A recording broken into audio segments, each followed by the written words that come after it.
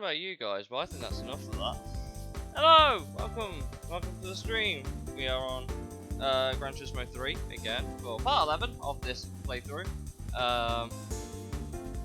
So, where were we at? I actually do not remember.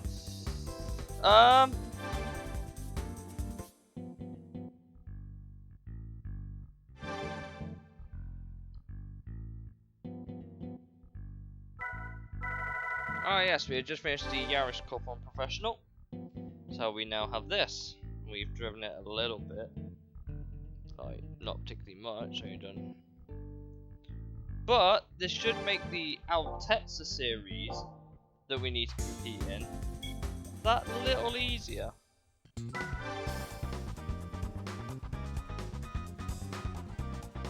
Or at least that's what I'm hoping.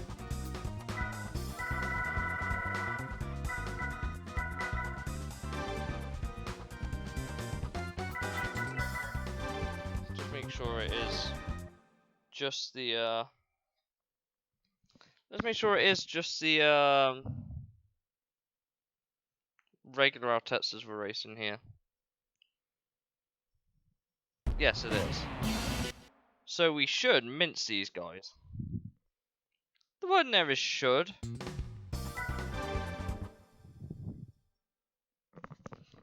I'll be upset if we do not.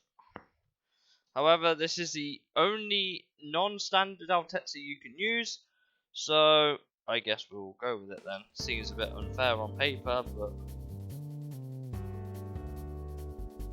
no one said you had to like it.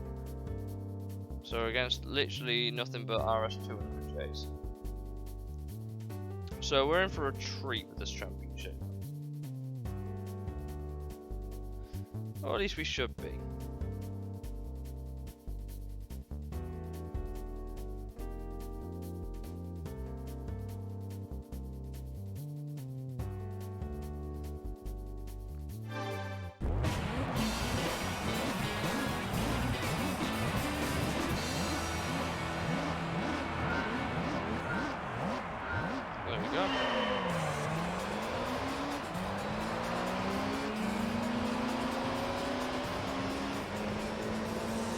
Nice and easy start there.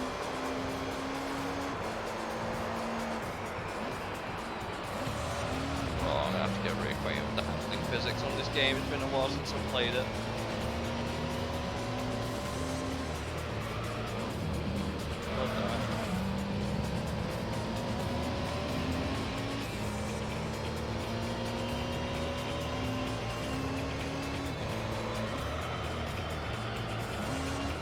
Yeah, this should be an easy enough championship.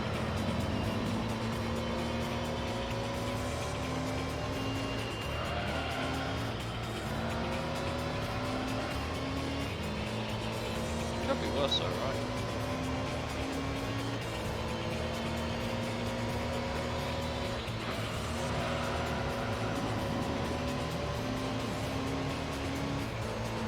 I don't remember how good this car actually is.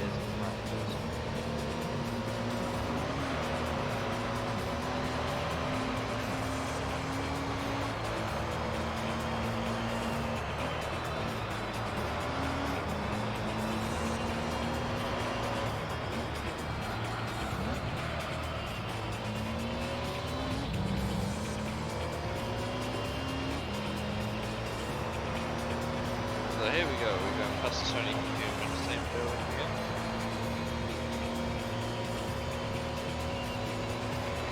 Oh.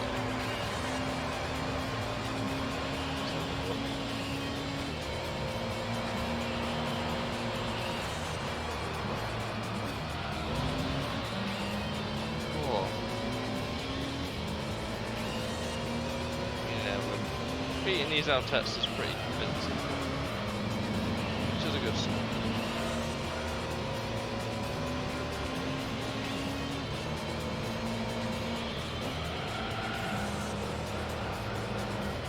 Cool.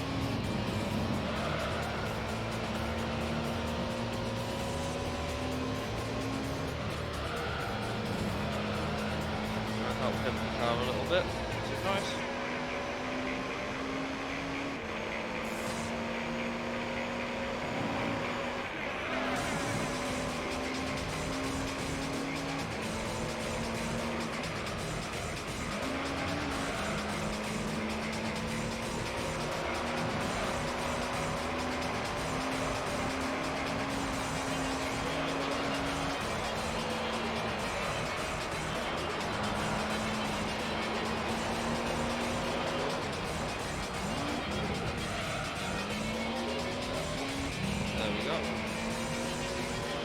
getting there, sorry.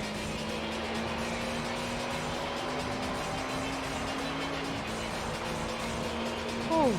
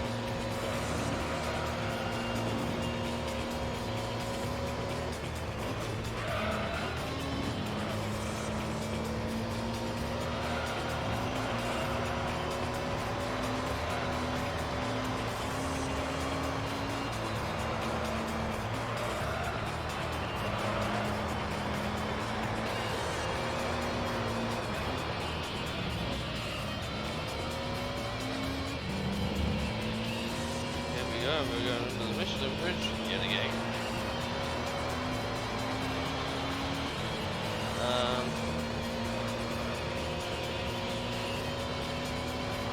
Yeah, let's have a look through here.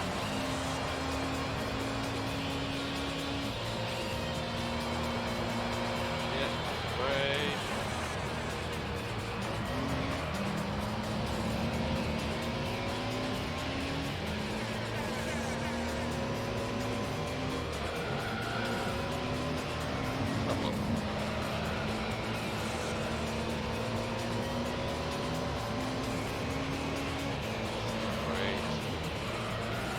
Around the corner.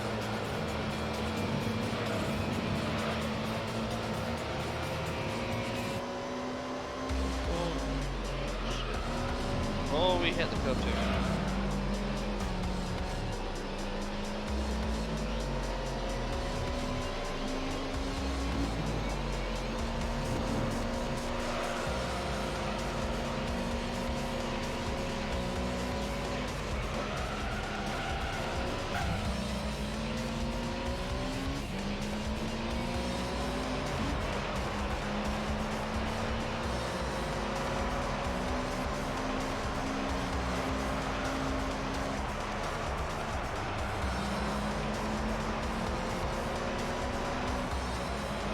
Oh, damn it.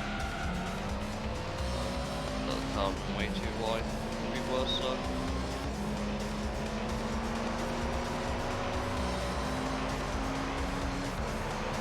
Okay, let's go over here.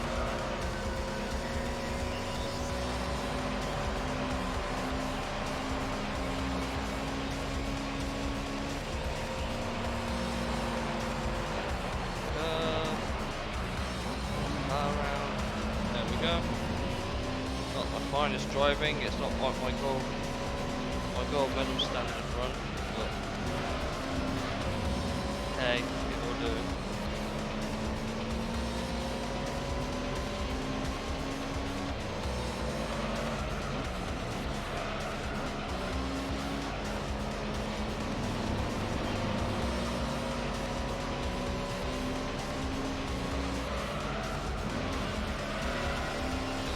Mileage out of this car, I guess.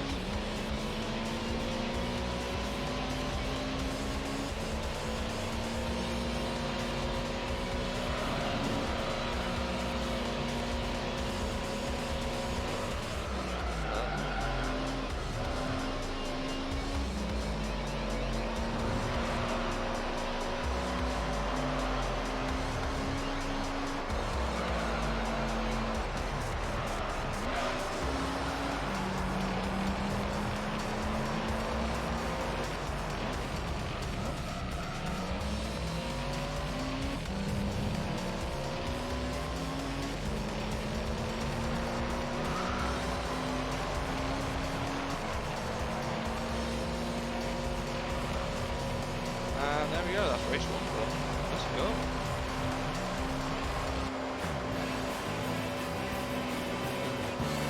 Whew. Yeah, we dominated them Altexas, didn't we? Is that harsh to me? Probably.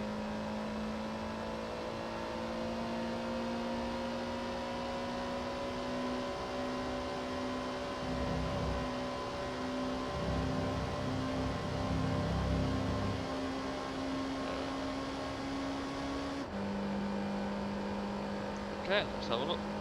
It's still running, no point.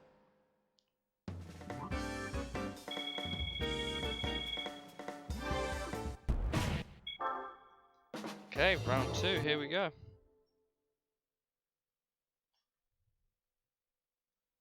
Oh, okay, no it's not. I didn't set up a series. Whoops. Okay.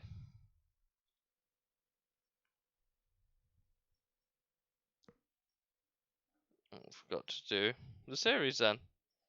Okay, I guess we'll start with Deep Forest.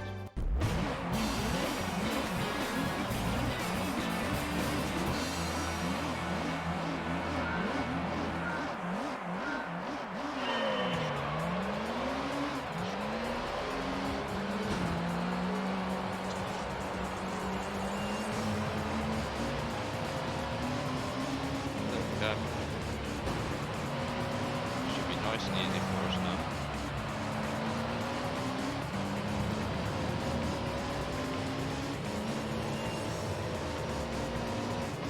Easy spot.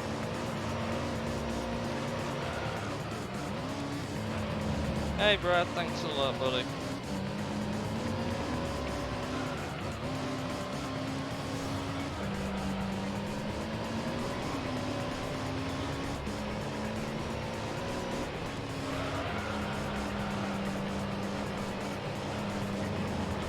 Yeah, this should be an easy championship with this car now. Hopefully.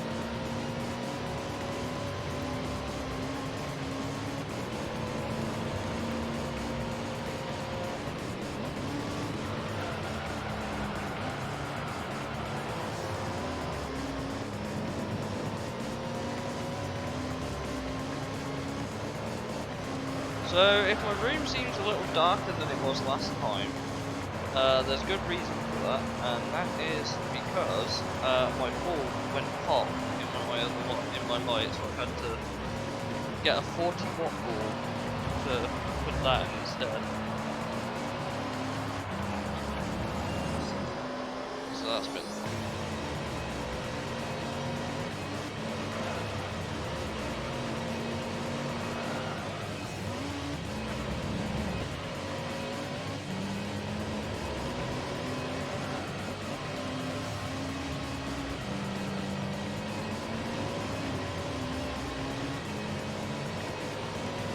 Oh no, that's not look. 13.2 seconds, let's go. Nice big time gap.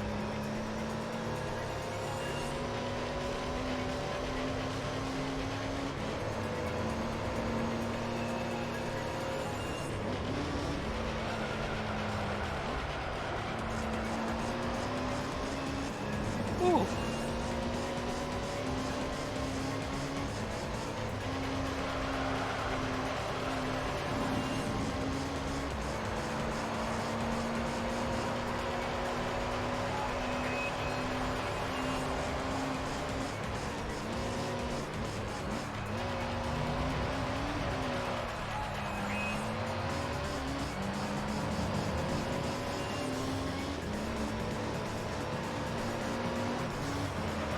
There we go. Mysterious GT! Good to see you again, my guy. How are you? It's been a little while, hasn't it? Been a little while. Yes, welcome to Gran Turismo 3. How are you? I'm good. I'm good, man. Thank you for asking. Yeah, I'm pretty good. I've been doing GT3 playthrough for a little while now. We're doing the Altezza Championship in amateur, something like that. Just that we managed to win this from the Yaris Cup in professional, which is the only reason I have it. So it's all going really well.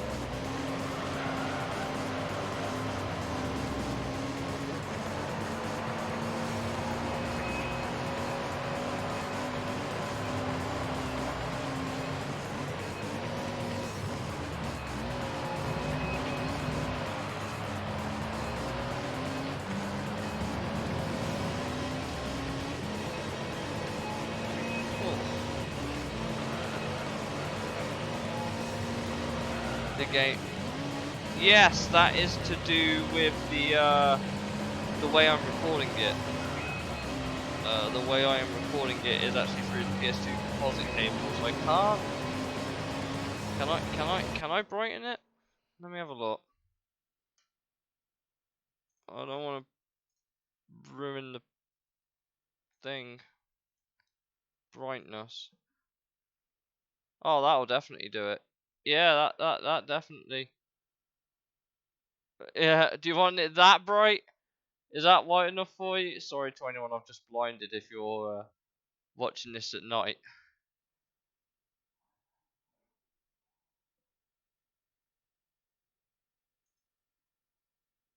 That should do it.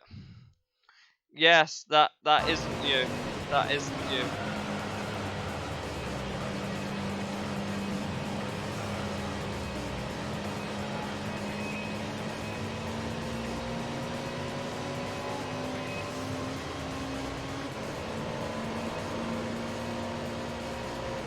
I didn't really think about editing the brightness conditions that I set in this game, so yeah, it was a little dark, but this is how it should look. It's how it should look, I guess. It's a bit brighter, looks a bit more vibrant, so that's nice. Don't do composite to HDMI, it's atrocious.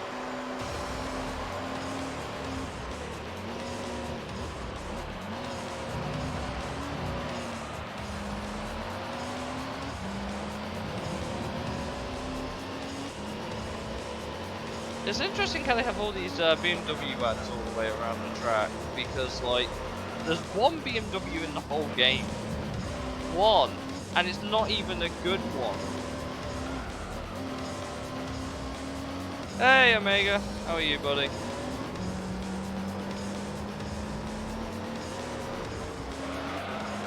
How's it going with work? Do you know what, the sad thing is that despite my best efforts, I've so far been unable to get back in with EA, although I did have a little bit of luck with bumped into someone from Playground Games. With a tiny bit of luck, maybe I'll be back in the industry soon enough. But at the minute I am currently plying my trade at a CEX, which is alright, I suppose. I'm doing well, Omega, thank you for asking.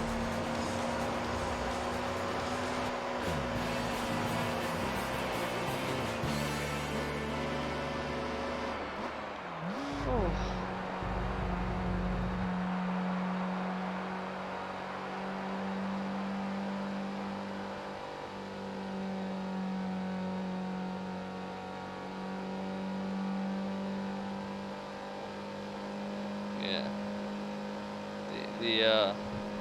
The Altezzas don't really have much of a choice against this car, do they? Oh dear.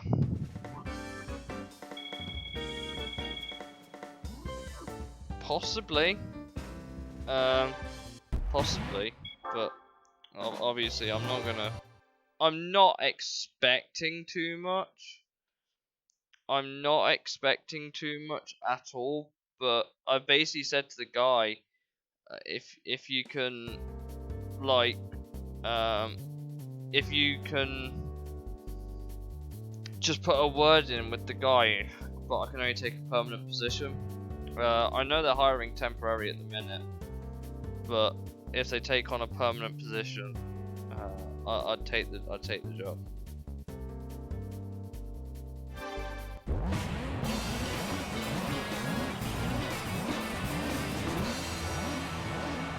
I hate this track. It's so long.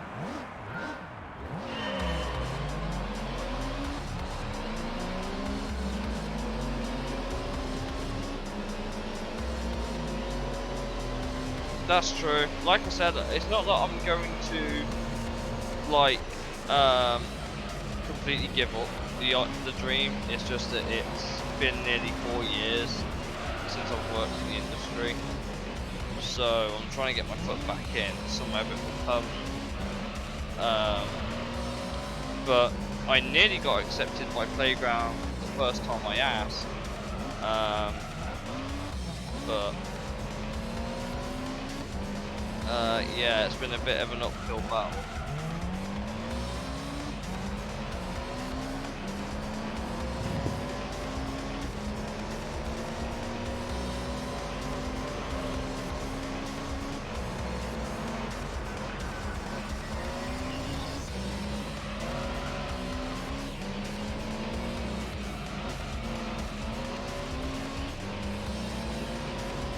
So yeah, hopefully with a tiny bit of luck,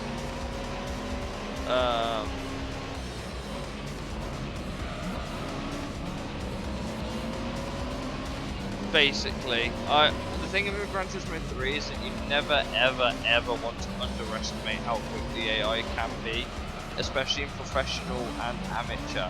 Because if you go in with a stock car of the same, like, if you go in against an AI in amateur or professional in a stock car against the AI in the exact same car, you will lose 100% of the time because they just have way more horsepower.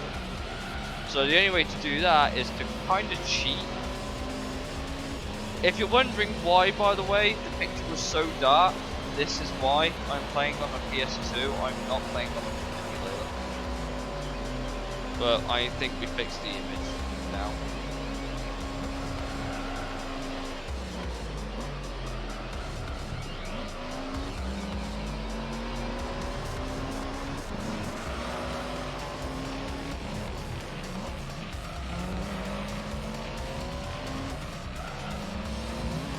Yeah, now we're fine. To be fair, I think I've completed this game maybe 3-4 times to 100%. I thought I'd do it again for the stream, but the thing is, some of these races, right, some of these races take absolutely forever, and that's not even an understatement. I haven't forgotten that damn Formula GT race that we have to do, which is the last track in the championship, and it's 78 laps of Monte Carlo, which is just the Monaco Grand Prix in real life. Like, what the fuck? Why would you put a player through that for an hour and a half, nearing 2 hours on a single race?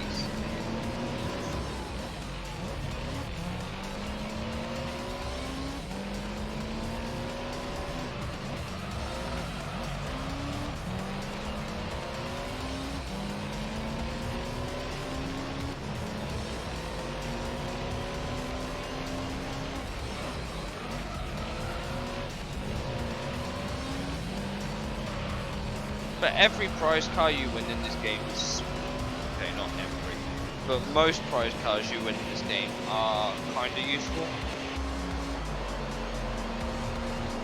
Yeah, that's true, but I work weekends at the minute. I work weekends.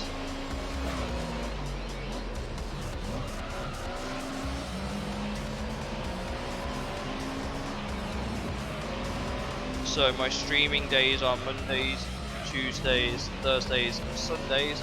Speaking of Sunday, I didn't stream yesterday. I completely forgot to post about it on social media. The simple answer was I was just beat.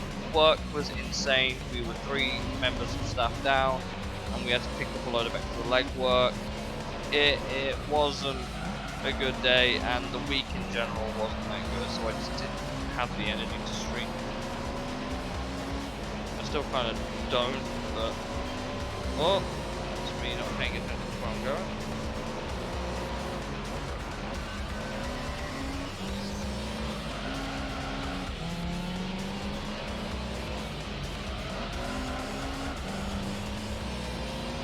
But GT4 was a pain.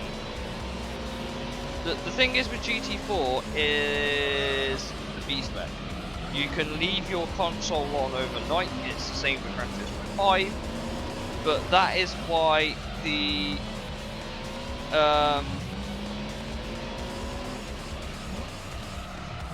That is why the yeah, probably. I think there's a guy. I think a guy called BK4 did it recently. I think a guy on YouTube called BK4 did one of the Le Mans endurances pretty recently in A-Spec.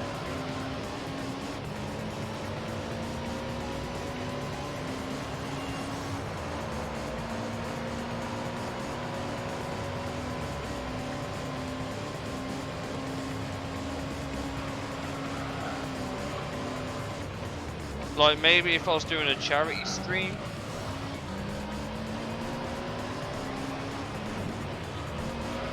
Yeah.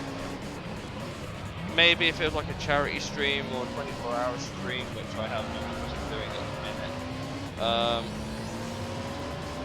I will go and do a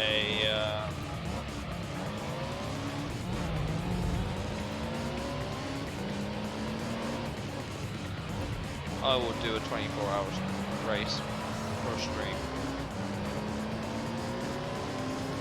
I don't think I quite have the following to keep my brain entertained that long, because obviously you need a stream where you have people coming and going consistently all the time and someone to chat to, because as you get tired you start to not focus on driving as much, and you need to keep your brain awake by reading chat, thinking about what you're doing. But to be fair, it sounds really funny, but just thinking about where to brake drains you after a while. It's why I'm driving so cautiously at the minute. I have no intention of having to drive hard. I literally do not have the mental capacity for it.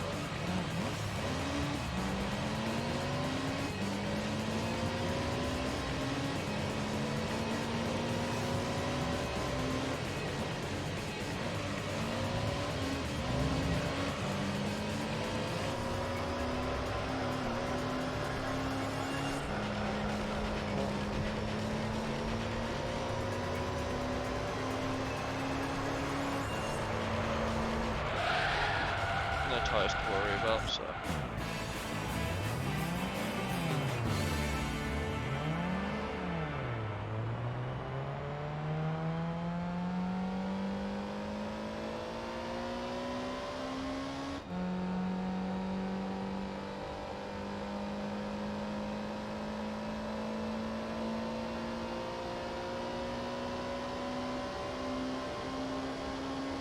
Pretty much.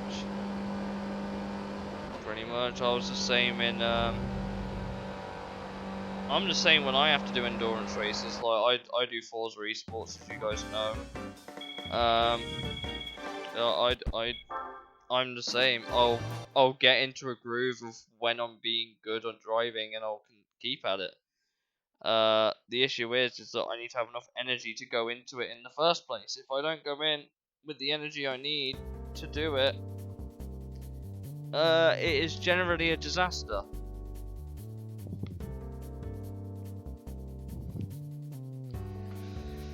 Usually. Grand Valley Speedway. Now, again, another long track.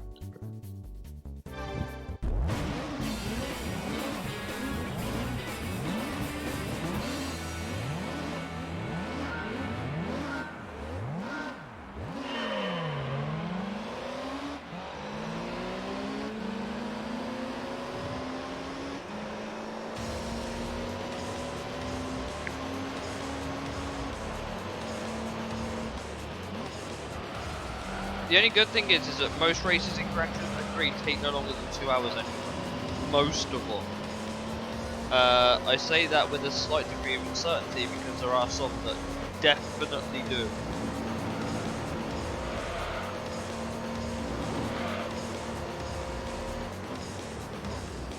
But even then, 2 hours is a long time to commit to a single race.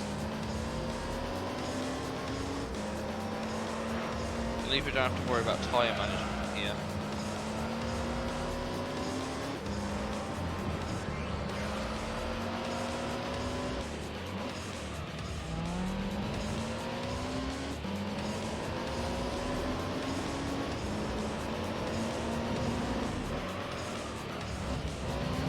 in this. Yes, it is Mirage. Funnily enough, I don't have a yellow Evo 5 yet. Yet is a word in there. I do have the pink Yaris. I do have the pink Toyota. We used it to beat the Yaris car in professional.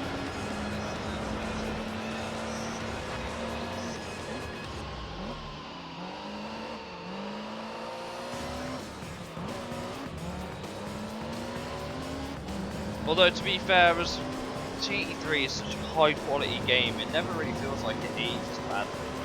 I genuinely think GT3 will go on to be one of them timeless games. Wait, what? What did you shout? What did you shout? Why is Moobot angry? Moobot, the fuck, my guy? I'm so confused.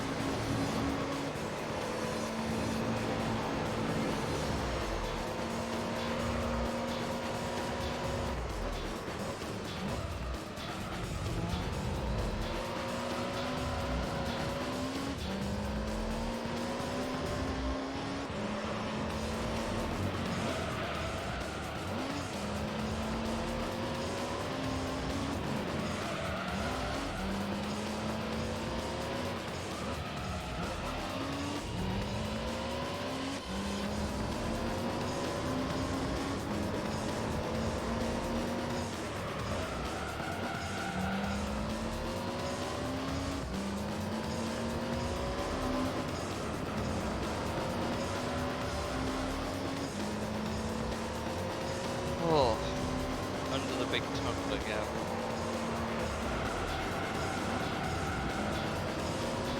Do what I would really have been interested in, like if Gran Turismo had kept it in. I wonder what Gran Turismo would have been like as a game franchise with some certain events if they kept the drift score that they initially planned for Gran Turismo 1. I do wonder.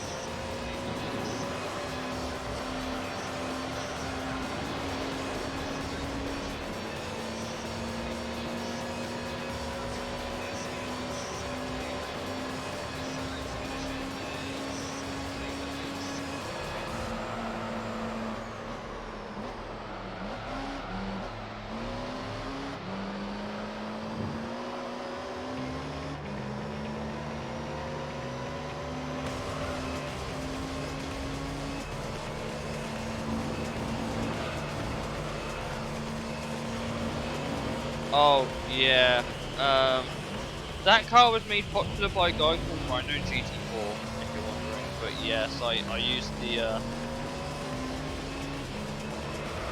I used the pink Yaris for that event.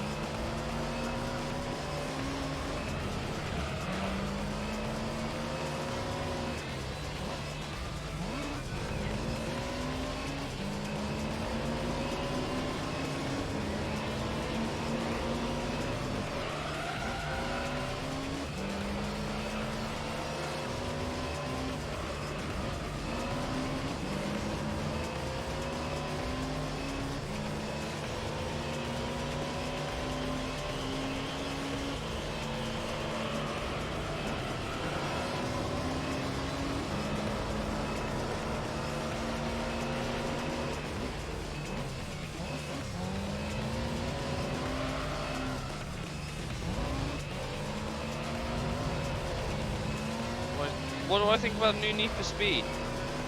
Oh, I'm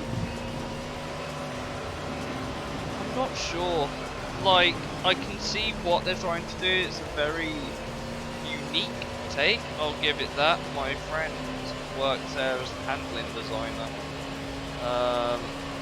But it looks. I like how the cars look. I don't know about the cell shaded character models. I don't know about all this graffiti style, like, flair. Like, I know you can turn that shit off, but like, I don't know how I feel about it being there.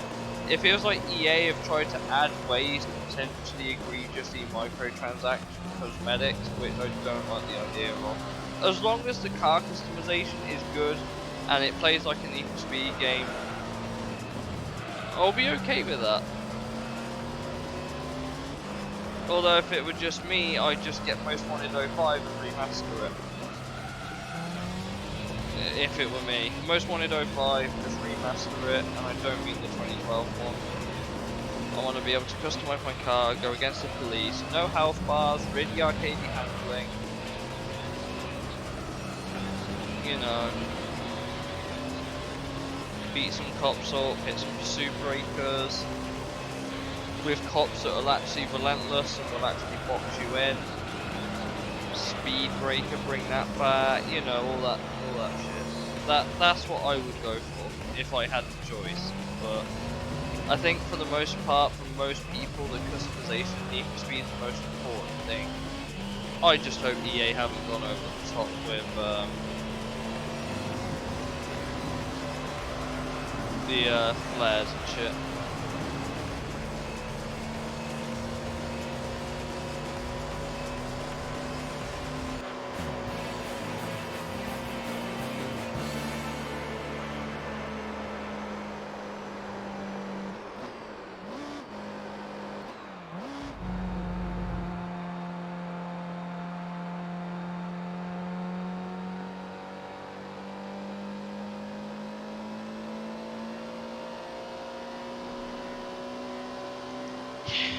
I mean, Need for Speed Most Wanted is nearly 20 years old.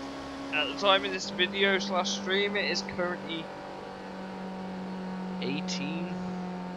17 years old.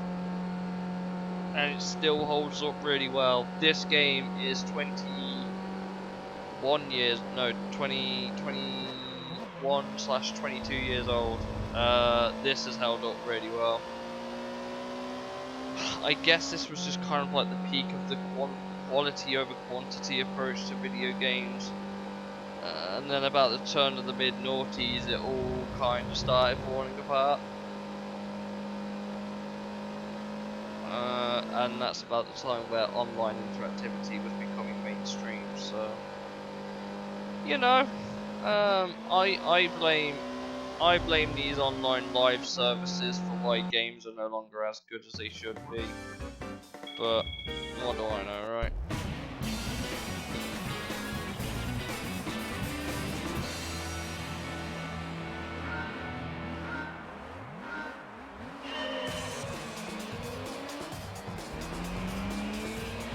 Yeah, that's true. I know one guy made like a Pega mod and put Black Panther as the first put the Black Panther as the first guy.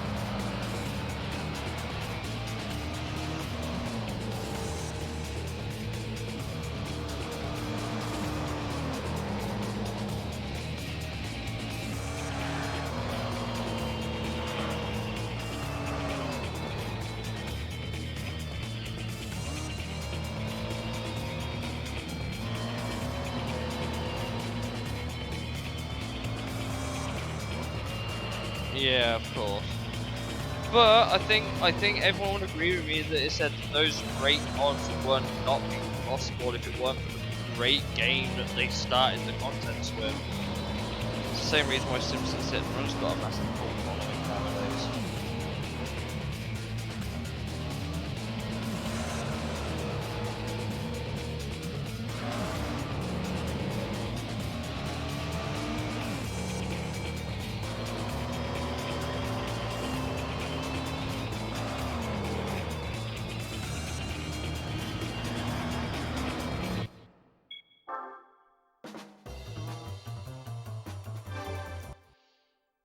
I'm going to quickly grab my drink that's sitting on a shelf over here that I've not opened to try and give me some extra energy, I guess. Yeah, of course. Of course.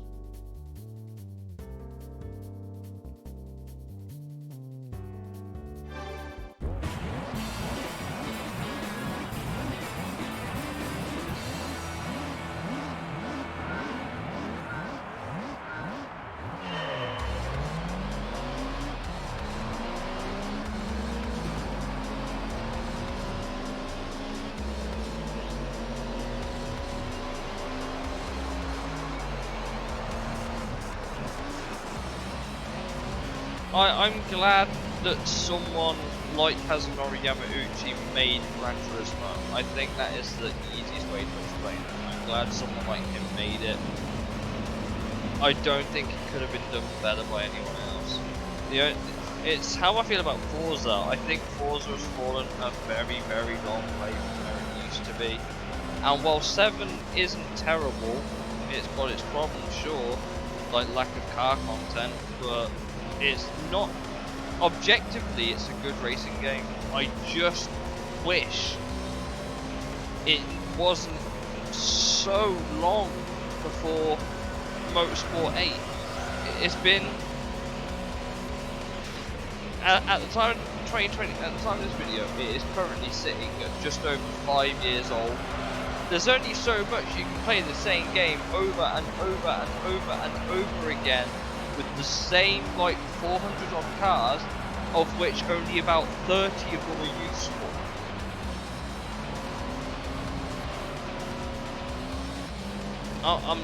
It's just me, it's just how I feel. And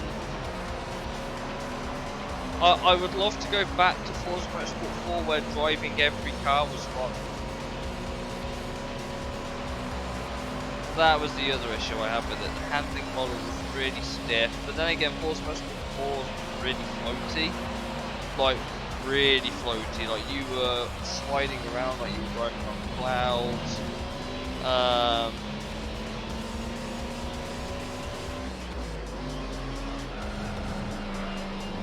But it was fun. You could flip over the AI, there was no driver tar nonsense. You could always go and hate M. Rossi. None of this driver tar shit, which is just glorified AI with cool names above it. And the fact that there were so many cars as well, like you could actually, I think I'd have a much better time with Forza Motorsport 7 if I could just do private lobbies with AI.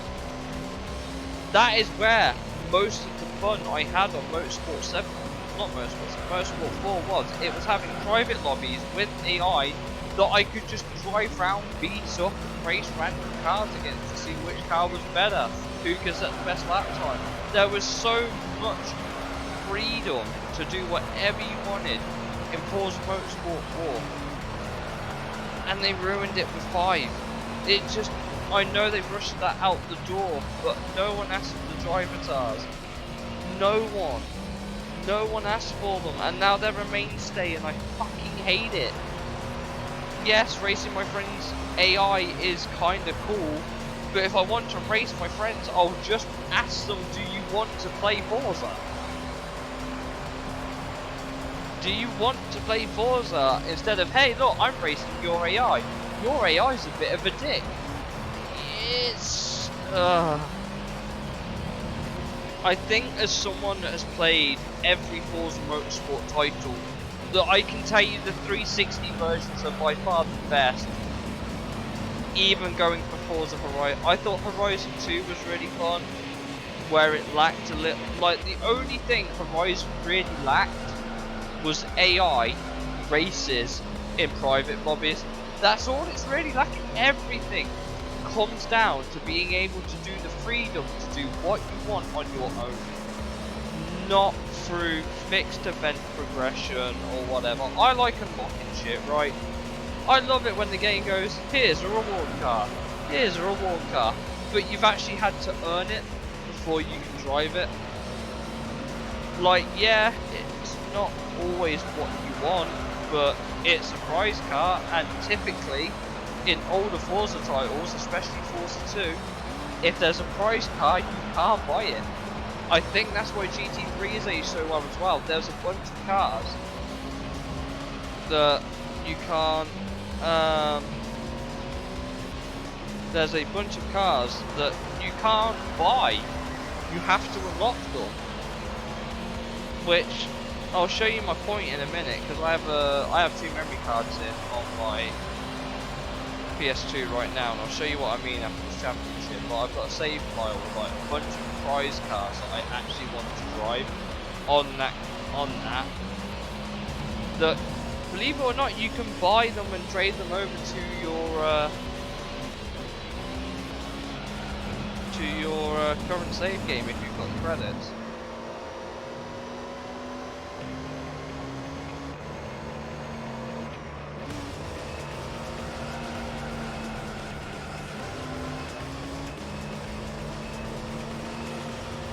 thing is though, I still consider Forza Motorsport 4 peak. 2 set a very good foundation. It had flaws. Don't get me wrong. I'm not saying 2 was the best. I don't think it is. I think 4 is. Maybe that's slightly nostalgia talking, but it was the fact that in Forza Motorsport 4 I could get a VW Beetle and put it against an LMP1 racer and then drive the wrong way in a hover and ram them both. You know, you could do shit like that. There was so much you could do. The AI just drove whatever. Do you know how Gran Turismo 7 has really improved itself? Even though the credit... Oh, yeah, Horizon, yeah. But Gran Turismo 7's kind of fixed one of the big issues Forza Motorsport 4 had. Gran Turismo 7 now allows you to put your own garage cars as AI for you to race against offline. Which is the only thing... Hello Jay, welcome into the stream buddy. The only thing that I think Forza Motorsport 4 was missing at the time was the ability to race your own garage cars. That is the only thing. Because at least then, all the AI are on a level playing ground. You can see which cars were better at what, be it R8, R3800 or whatever. Followage.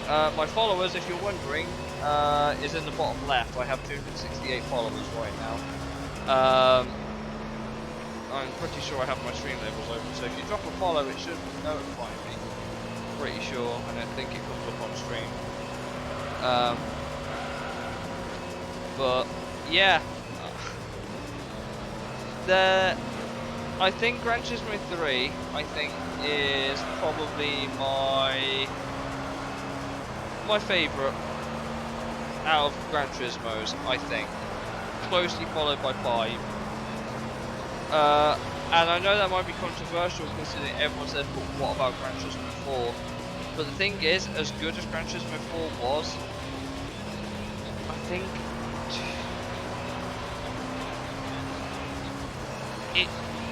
it was jam-packed full of content that I don't think the experience per se was particularly... Yes, there were only prize cards that you could unlock by only completing certain events, but I think there was just too much. Like, I know that sounds bad, how can you have too much content?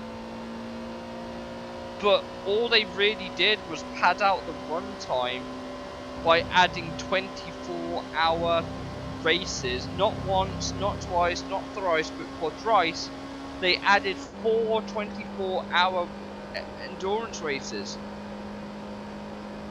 That automatically equates to a minimum of 4 days gameplay time, and that's not including the events like 1,000 miles, which have like 1 billion laps each, and anything else like the Wind, which takes forever on the test course. You know, I don't get me wrong, Gran Turismo 3 entirely guilty of the same thing with its 5 lap, 10 lap, 78 lap, 2-hour races, but at least it's never more than really 2 hours.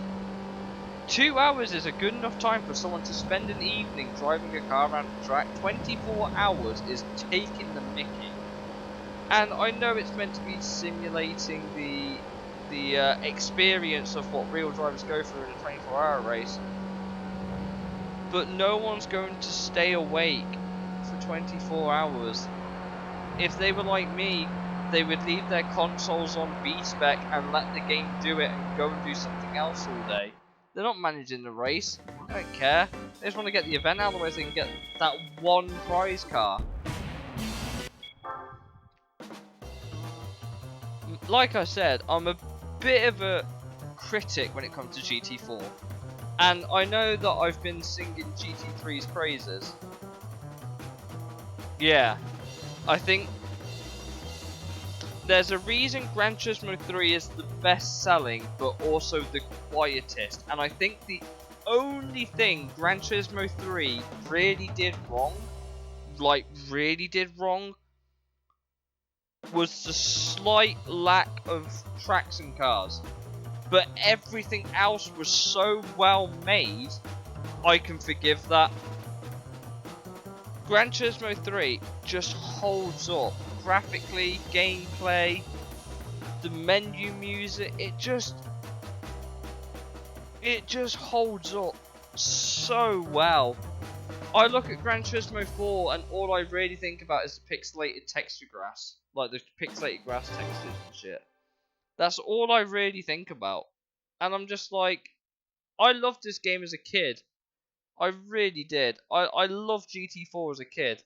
And I hated GT3 because you couldn't do like V-Spec. I hated that. But I think as an adult, I've come to appreciate it's not about how much content you put in it, but how well made the rest of it is. The content's just a bonus. I'd rather have a game with very little content made really, really well than a game with loads of content done shoddily. And GT4 did a lot to revolutionize what we expect in a racing game. It had a very premium feel. It felt like it was getting more glamorous, which it was. Motorsport was getting more glamorous over the years. But there's just so much heart in GT3. Like, all but one of the tracks, pretty much, were custom made by PDI. How many games can you say have a full campaign made solely of custom made tracks with real licensed cars? Like, basically in its entirety. And the thing is that none of the tracks overstay their welcome either. None of the tracks overstay their welcome. Yeah, sure, I'll get that really annoying race like Special Stage Route 11, which would go in the fucking bin. It's the worst track I think I've driven in a GT game. I'm sorry, I just don't like it. But at the same time, I would be wrong if I said 6 was shocking. I'm sorry, I hated 6. You can put as much polish on that as you want. I hated 6. I did not like 6 at all. I don't think it was bad, I just don't think it was good as 5. Which, you're probably thinking, hold up, that makes no sense. And to a degree you're right, but Gran Turismo 6 also didn't remove the custom driver options for V-Spec, didn't force you to sit in like the used car dealerships gone out the window to try and consolidate it all. They also didn't, yeah, sure, you could drive on the moon, but who the fuck wants to drive on the moon? It's a gimmick that wore off after 5 minutes. There was no I'll give you some reminders about what GT5 had that GT6 didn't. One of my favourites was remote races, where all your friends would share a custom-made driver that they have, how they look and their stats and their level, and you could pitch them in a race that you couldn't control, where the game randomly picks you a car based on the category, and then asks them to go racing. And you could watch to see how your AI did against their AI and everything like that, which was really cool. And the fact that driver gear and helmets you had to unlock through doing the online events as well. Like, that were just sitting there. There would be spec online events and you just picked a car, tried to beat the challenge, and you got helmets and suits and all that good shit. Yeah, I have no complaints with. I just think 6 kind of just toned it all back. It didn't do more. Yeah. Not only that, you could share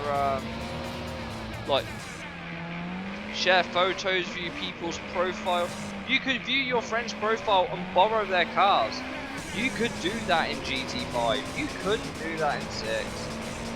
I think 6 for me was a massive missed opportunity, and I'm really sad it went the way it did, but at the very, very least, I got the 25th, no, not 25th, 15th anniversary edition, which I still have. I've still got the sleeve and the steelbook and all that shit for it. But I could tell you how much I love Gran Turismo 5 by just showing you. Like, don't get me wrong, 3 is my favourite, but let me go show you how much I like GT5.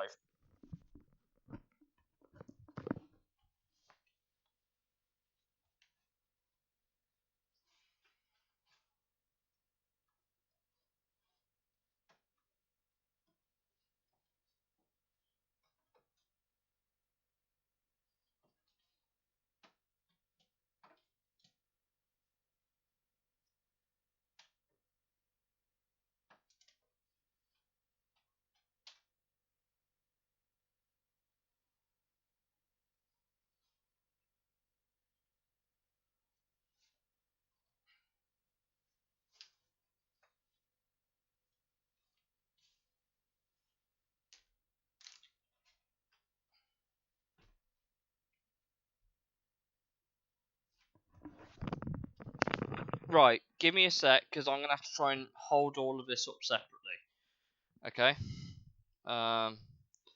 Right. So how much do I like GT5? We'll start off with the easy one. I picked up Prologue. Prologue is really good. I thought it was a great taster for what was to come. I bought the base version of GT5. I then bought the Academy Edition. I bought the Collector's Edition with the art book. And I bought the Signature Edition. This was £120. And it's fully complete. Tin, model car, book, keychain, the whole lot. I bought it solely for the stealth model cars. I bought this for DLC and no other reason.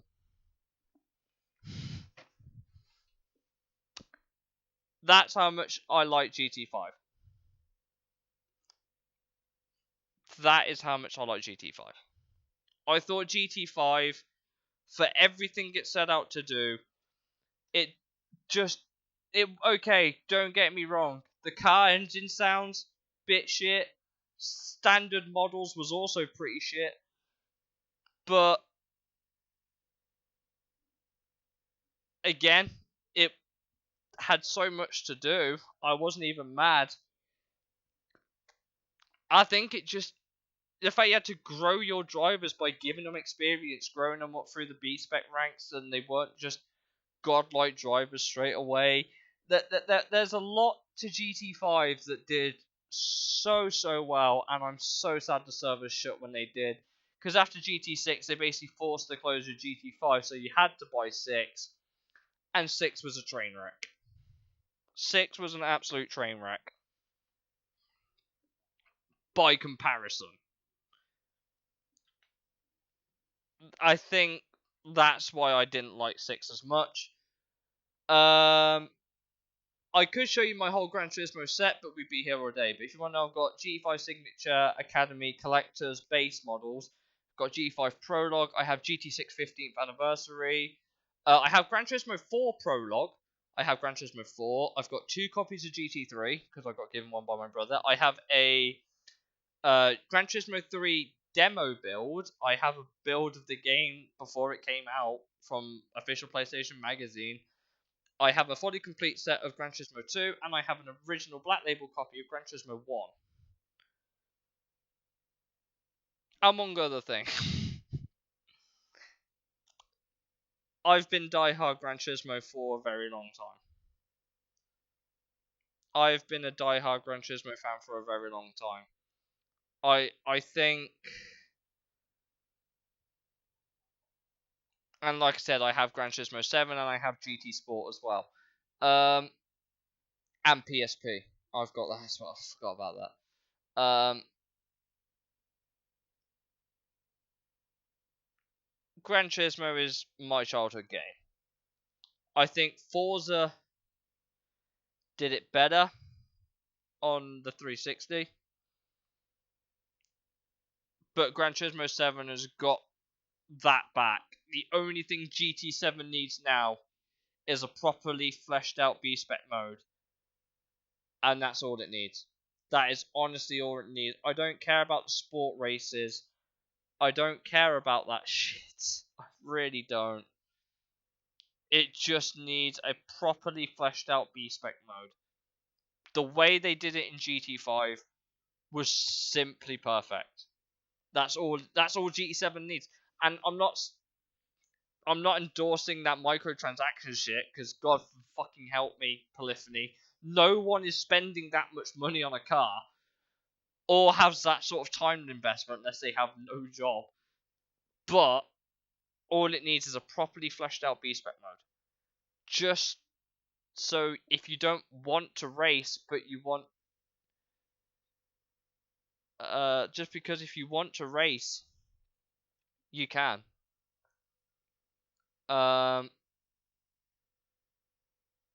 And if you want to watch to see how the AI do in certain cars, then so be it.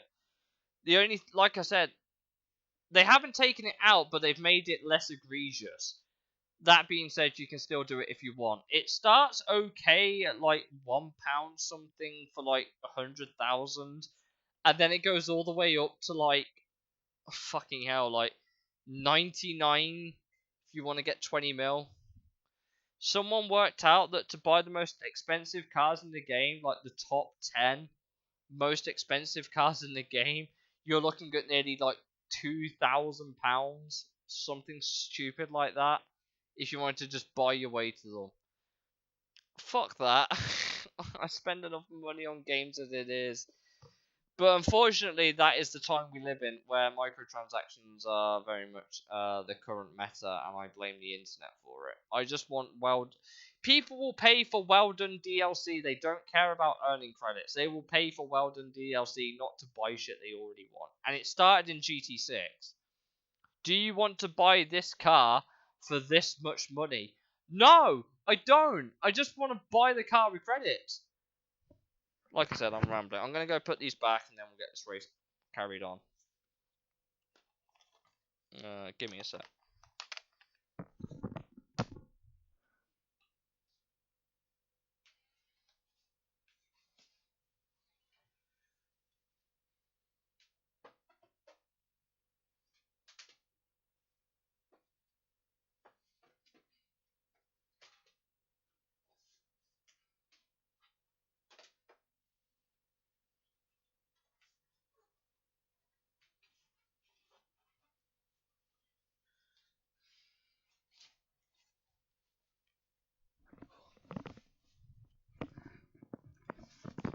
Right, let's carry on with this race. But yeah, if you ever wanted my opinion, don't get me wrong, I like sport because it felt more like except for my racing without cables.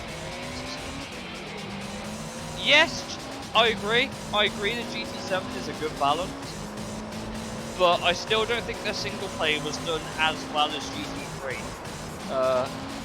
But then again, most of my time on Gran Turismo 7 now is spent custom races. I just wish they paid more. Like, oh, you want to do 10 laps for 27,000 credits just so you can race AI with VOP on? Sure, I'll forgive it just because I can then mix up the grid and all that shit. And like I said, that's the only thing Forza really needed. Forza Motorsport 4 anyway.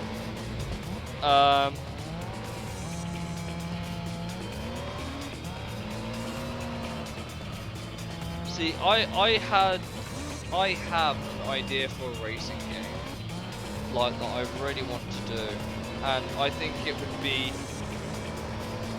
so good if I could. But it's kind of like getting what I like about most games, and you know, I think it'd be quite a novel game. Don't get me wrong, I don't think it'll be a big seller, but what I'd like to do is get a game like Grid, where you make your own team, your own cars. So basically, get a bunch of cars you can with team colours and whatever. But you have to grow your teammates, and you have your teammates grow in the style of the GT5 V-Spec in the campaign, something like Gran Turismo 3.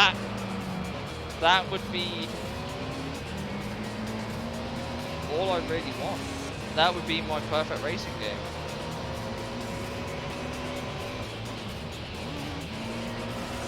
Obviously, if you could have the ability to set up a private lobby with like a list, but the thing is, when you get to create your own teammates and shit, you have to grow them. You can give them nationality, starting backstory to give them like a base set of stats, choose a couple of specialties they might specialize in, and go racing.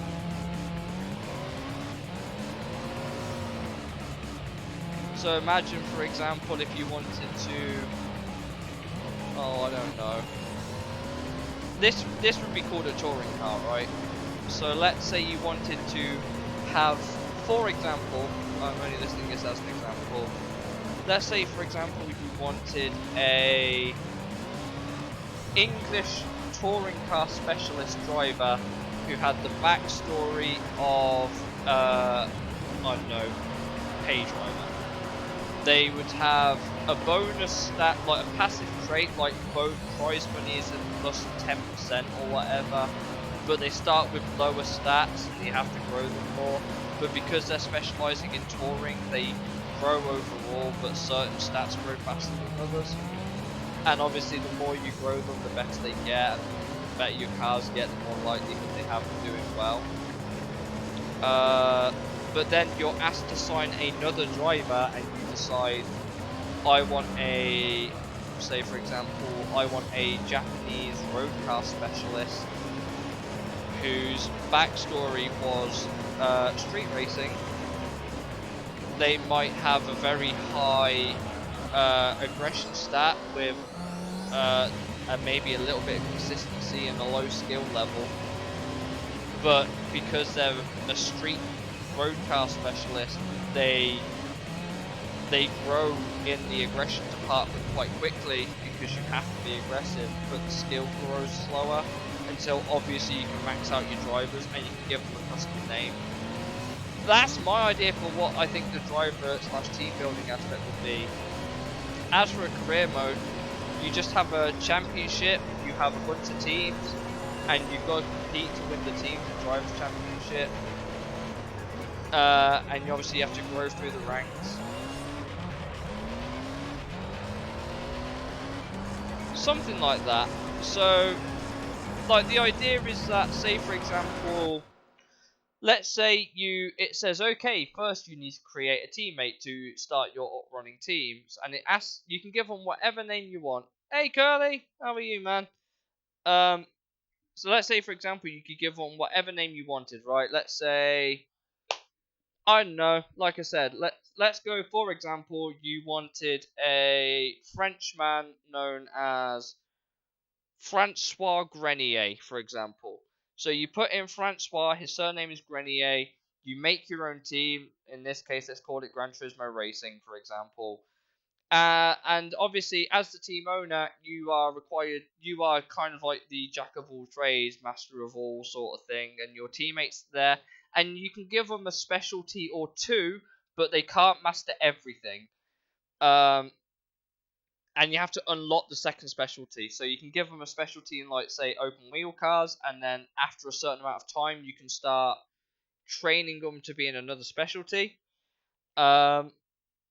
And let's say their backstory, for example, was Prodigy, which was very, very talented at a youth level, but it was only because of their talent they got anywhere. You could have a passive trait, for example, like driver experience grows 5% quicker.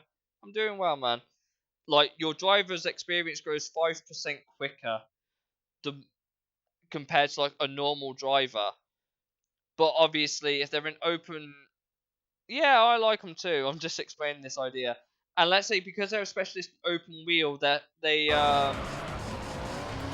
prioritize smoothness. So obviously you've got a talented young driver who can drive open wheel cars really, really well, but because it's open wheel, they can't be as aggressive in the rest of in the car.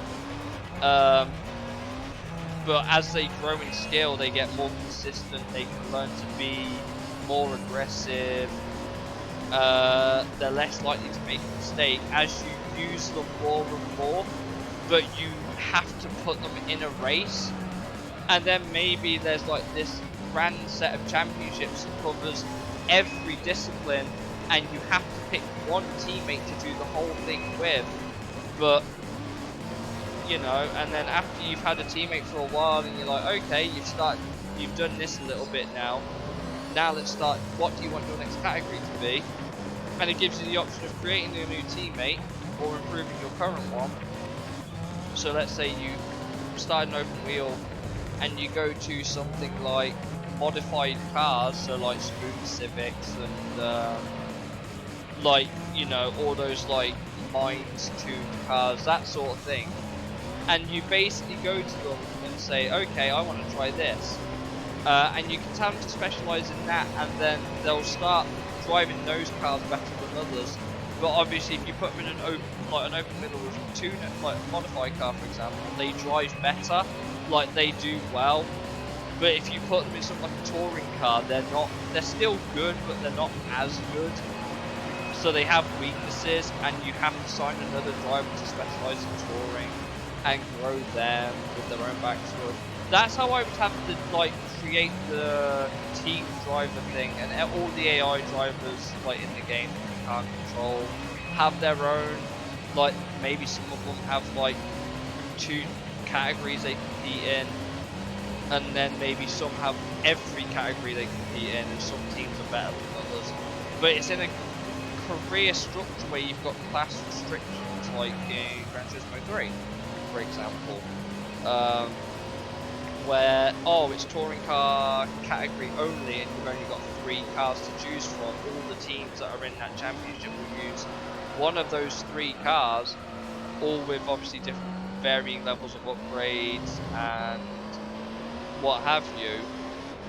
So I guess the best way to explain it is if you play Grid Autosport, but you create your own team like the original Grid, with a campaign like Gran Turismo 3, but with like set classes sort of thing. But you have to grow your drivers, and maybe if you had enough time, have driver transfers, so other AI teams could potentially have a driver transfer, or you could let a driver go, some retire.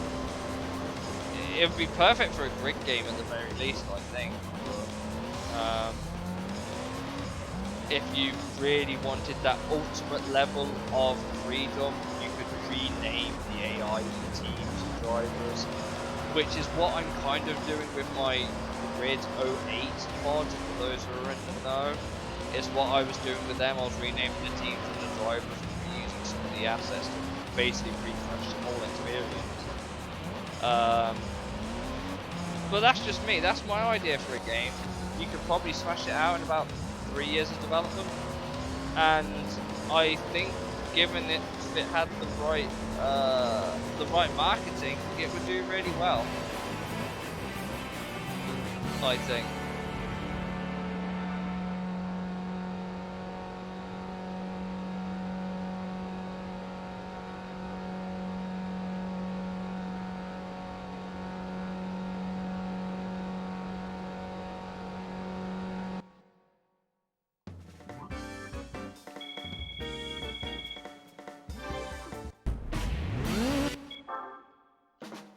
Shall we see what our prize car is for all this paint? Wow! 30 grand! So happy. Love it. Absolutely love it.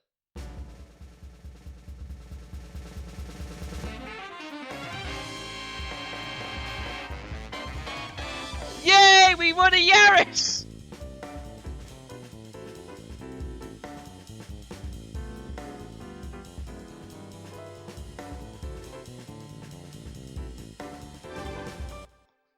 The trouble is these days is the market is oversaturated by great, not so great downright awful races. I'm not saying the market would be up for it. I'm just saying it would be a good idea. But like every great idea, every idea needs a good execution, right? Every idea needs a good execution. If it's not executed well, of course it's going to be shit. It's kind of like how I felt with Juice 2. Really good idea on paper, just poorly executed.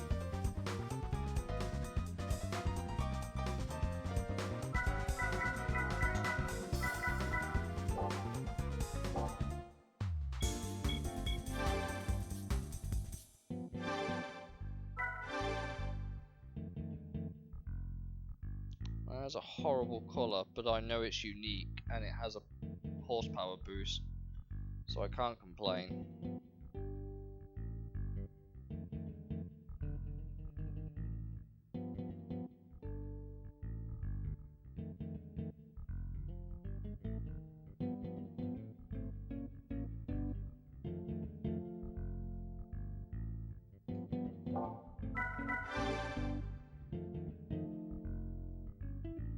There's the pink boy.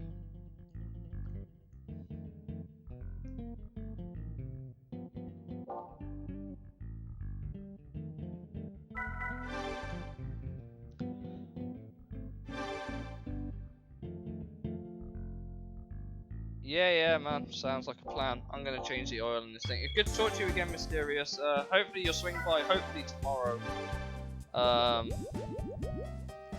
I'd like to see you back tomorrow.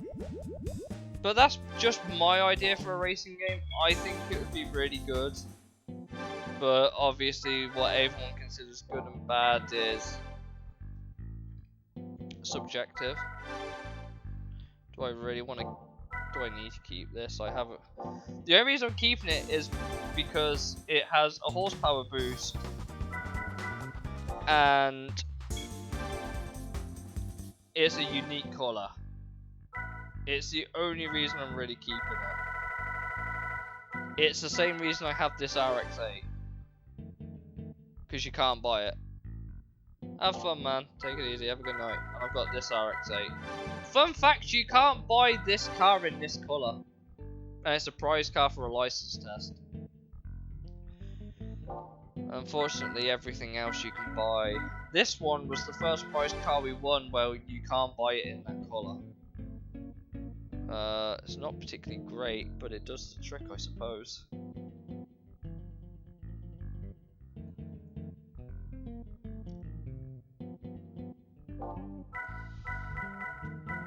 Another example of a prize car you can't buy.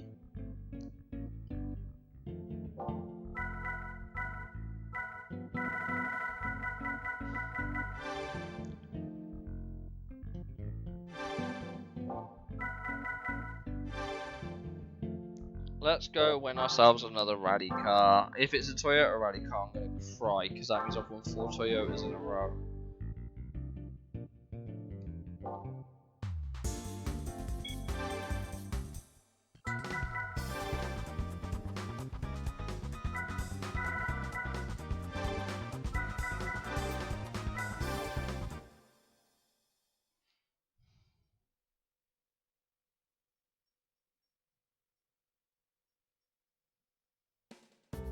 Well, we're against a Toyota. I suppose that makes a difference.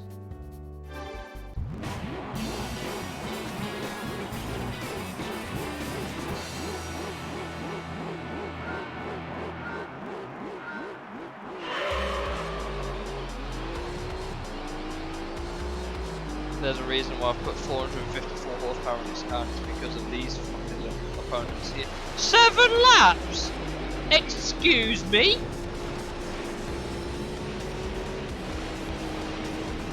Okay, fine.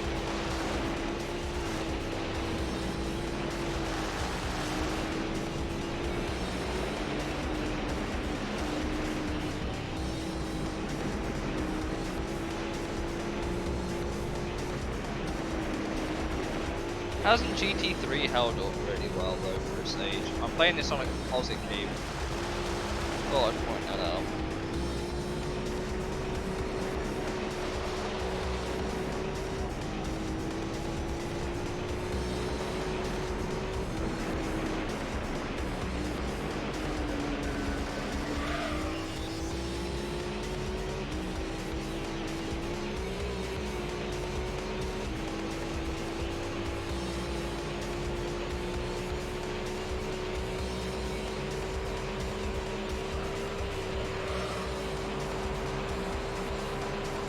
we're definitely beating this Corolla. Good lord. I didn't see that one coming. Corolla did though.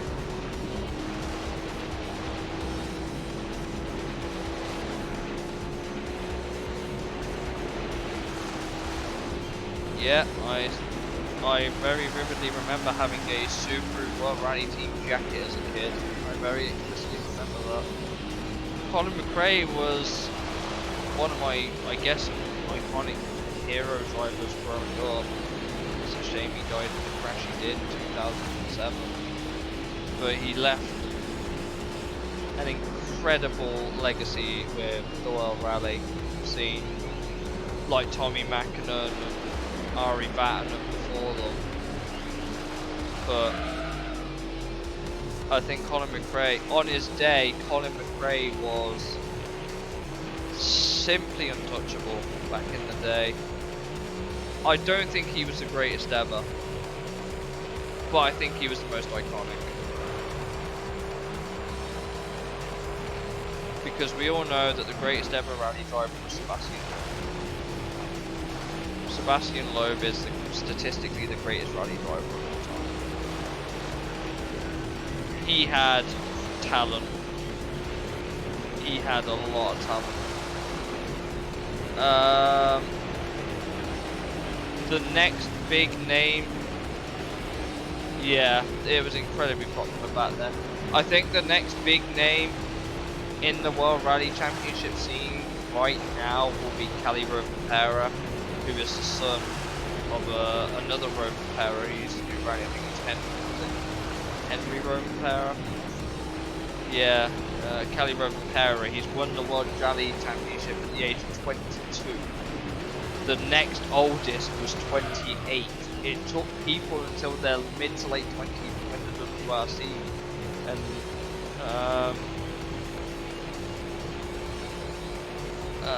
what was his name? It's gone out of my head. Rovanperä run it at 22.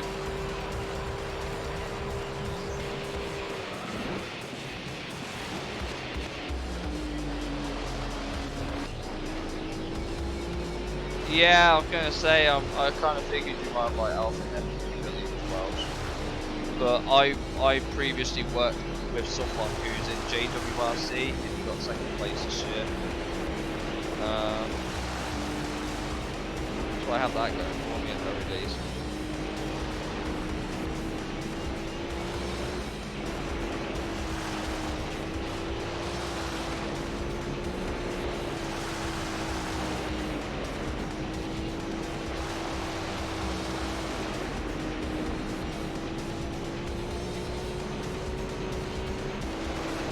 That AI is not going away, is he? He's still only 2.5 seconds.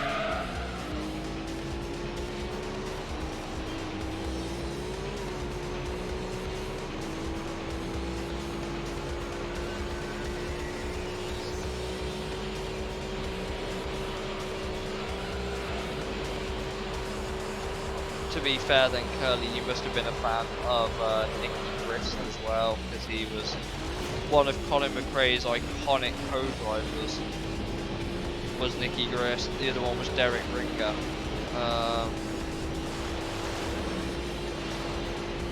Oh yeah, this game loves making tyre noise.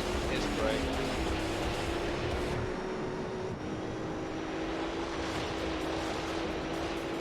Who, Nicky Grist? He's good. He's very good. You can have him in Dirt 4. You can have him as your co-driver in Dirt 4. Which is nice.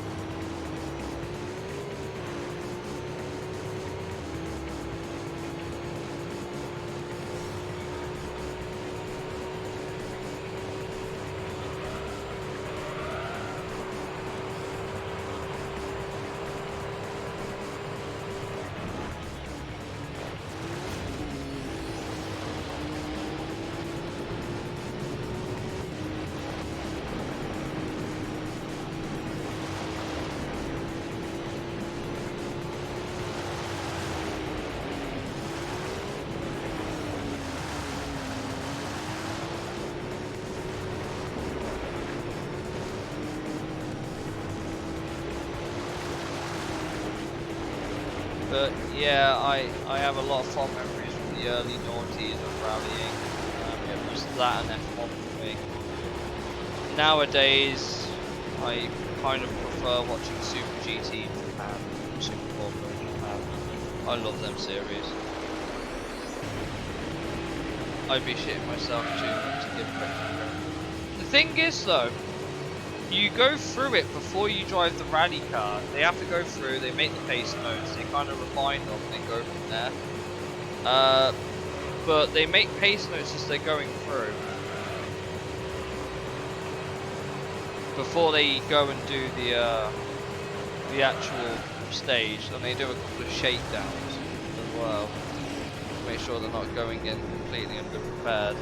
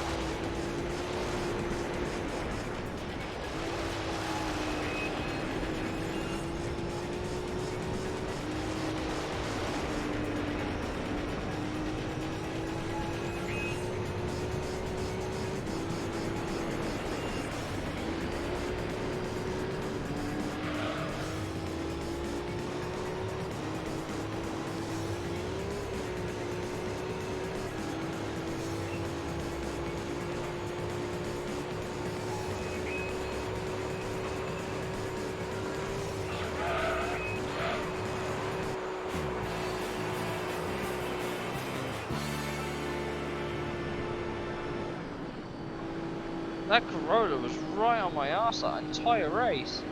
Way to keep me honest. God damn.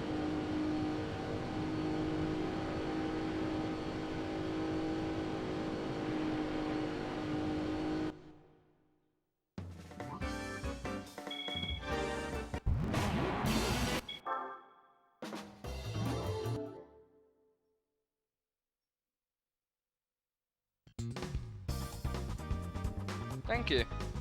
I did my best.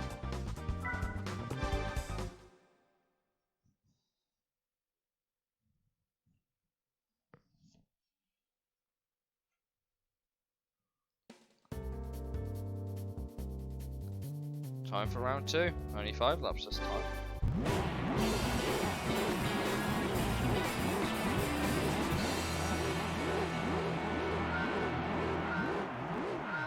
AI's not as quick this time though.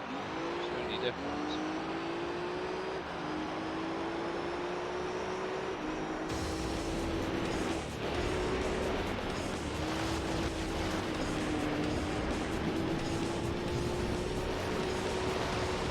Yeah, the AI is nowhere near in this race as it is the last race. So this should be a bit easier, and the race is shorter, so it'll be over quicker.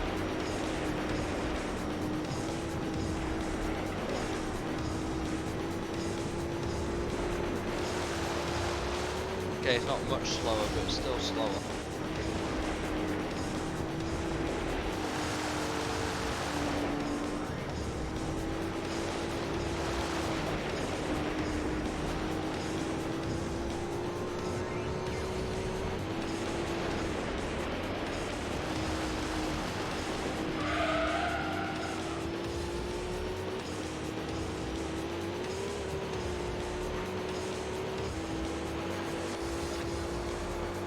Yeah, that Corolla's not as quick, but I'm not underestimating it.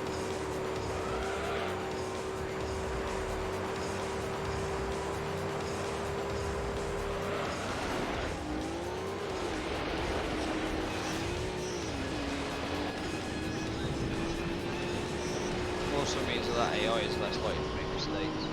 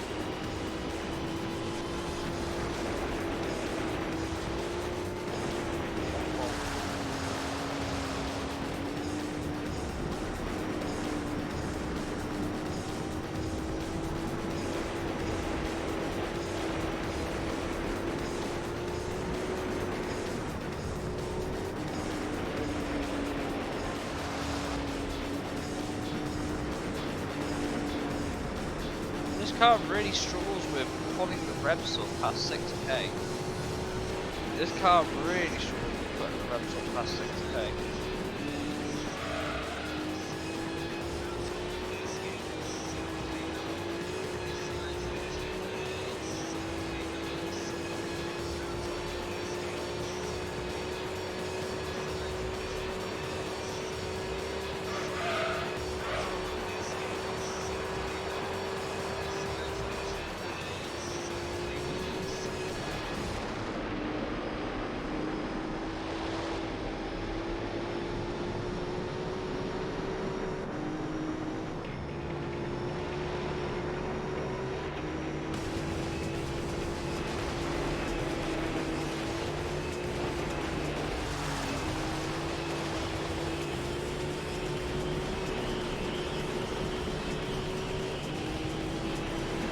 That Corolla honest again, which I don't like.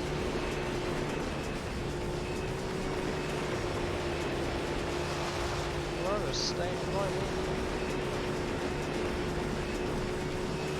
Am I the only one who's thinking that this car's really struggling to pull up the revs?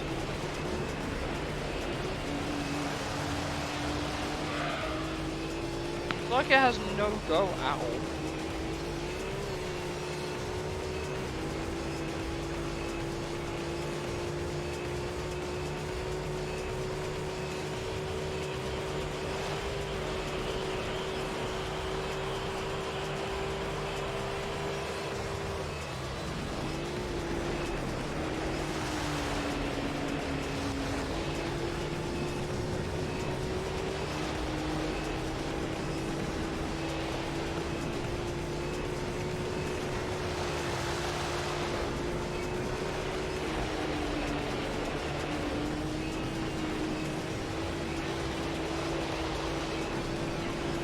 The AI in the first race for the rally car should be stopped, I'm pretty sure. Pretty sure the AI will stop in, well, the Corolla or me. This car just seems to be really struggling to, it pulls up until about 6k and then it gives up. I can't explain why. Like, you can just see how the kilometers build up and stuff.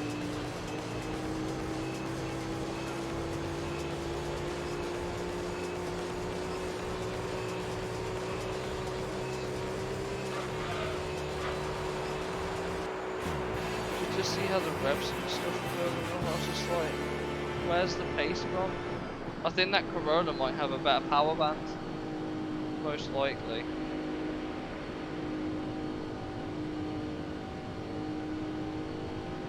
Can you imagine, right, if this was the price, if the Corolla was the price car for this car? I can't remember which car it is, but can you imagine if it was the Corolla?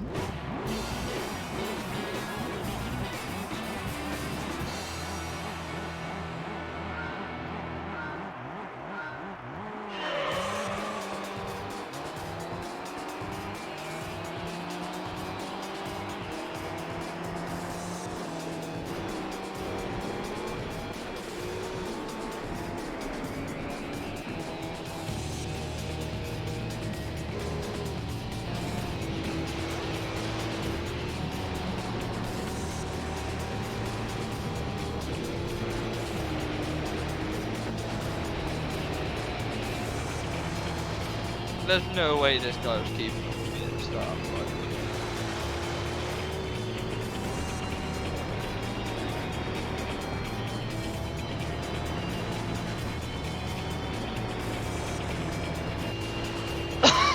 Like, look at this, okay? There's no way you should be keeping up with me. I think speedometer's lying.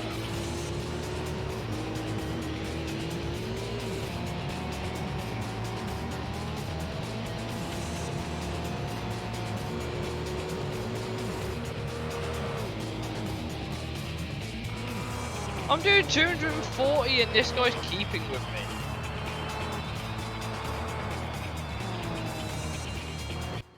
Get in the bin. Cheating bastard.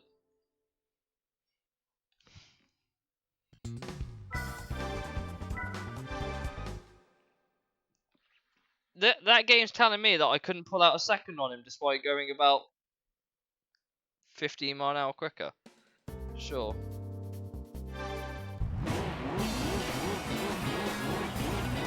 It's not. It's not.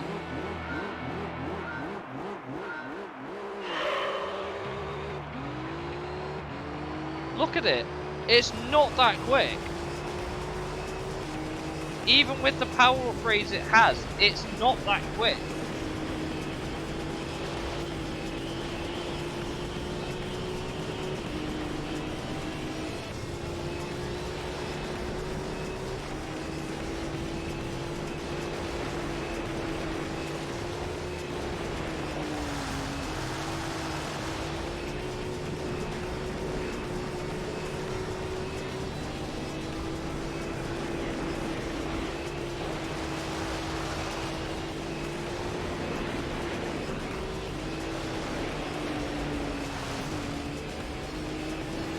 I can guarantee you that Corolla is not quick. So how is it keeping with me?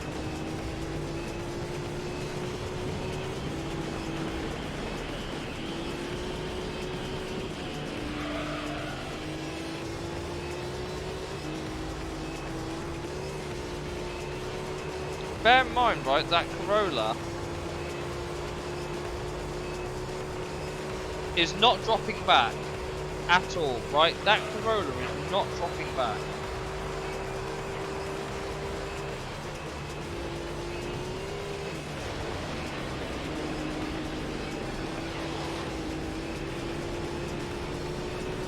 So it's 2.5 seconds behind me, right?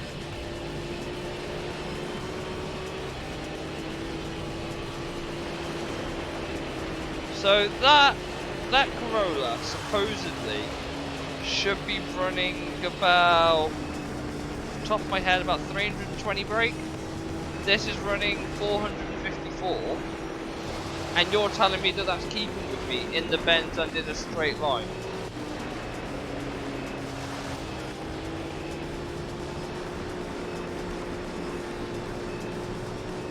Oh wait, game.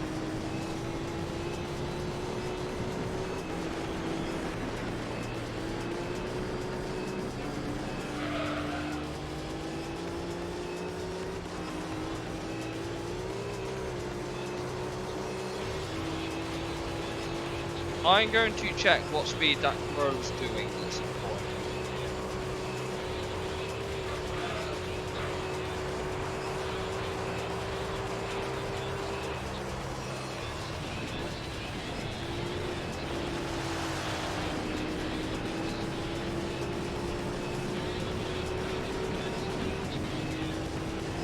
Right, I'm going to see if I can't drive harder than that AI. I'm going to see if I can pull a gap.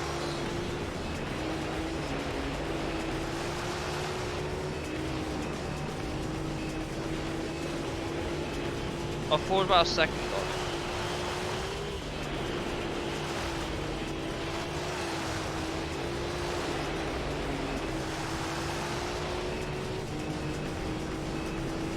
it. It keeps it, yeah, that's what rubber banding's for, but even so, how much of a gap do I have now? 4.7. So once I started driving a bit better, it started driving back, but I should be destroying it anyway.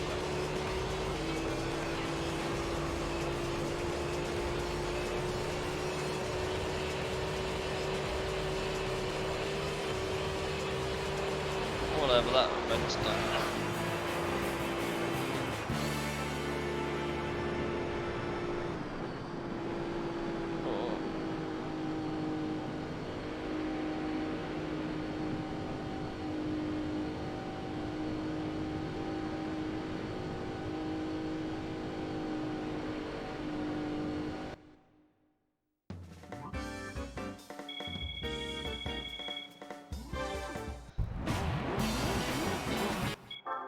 Unbelievable. What's the prize car? Evo 6. We already have it. Great. Thanks. Preach.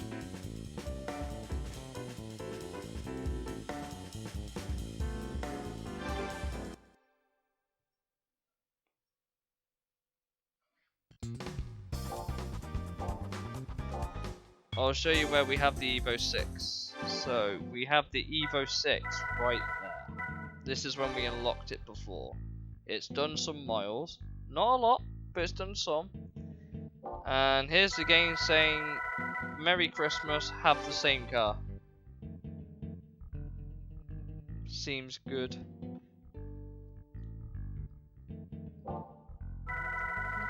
Interestingly, that one's also running 300. Did I not change the oil in this?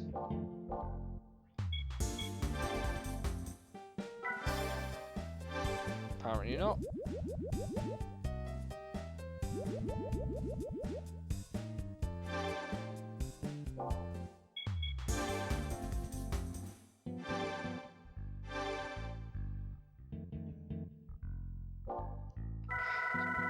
We might keep, do you know what? I might keep this car as just as someone else to drive instead of that Impreza. Because that Impreza, it's done me so well, but there's only so much I can listen to this car drone on and on and on.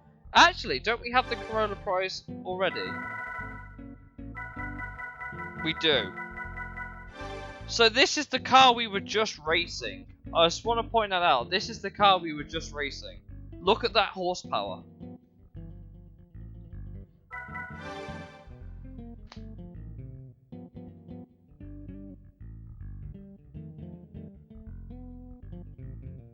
What?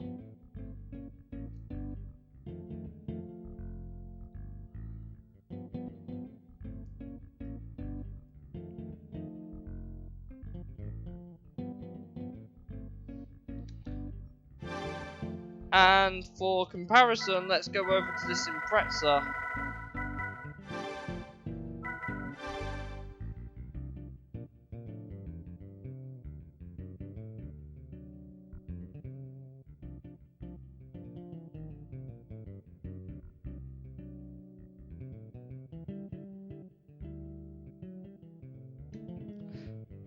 So this has 69 kilos of torque, right? What did the Corolla have? 51. Okay. Sure. Thanks.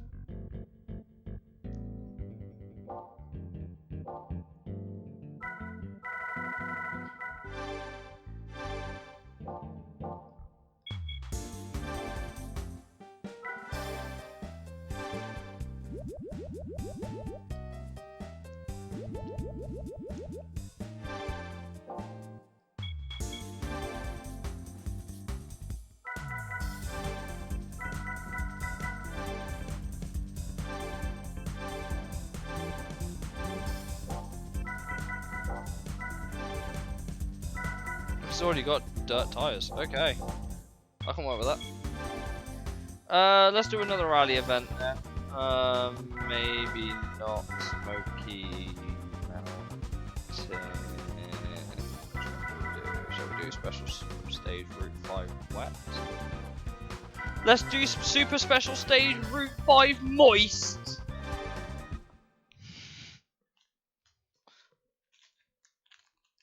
Can't remember if this uses racing tyres or the dirt tyres. Oh, okay. It's Mackinnon versus McRae, let's go.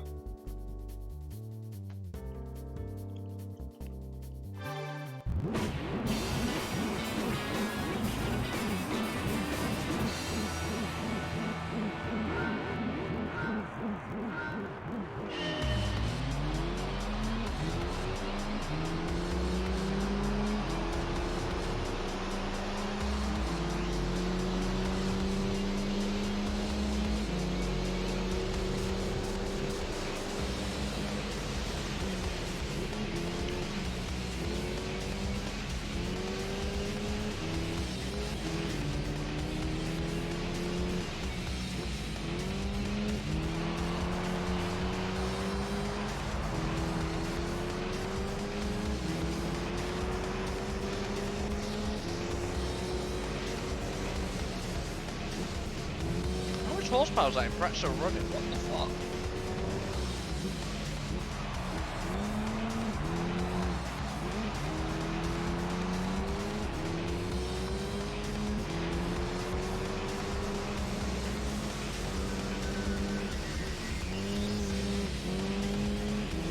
Oh, stop wall riding, you cheat.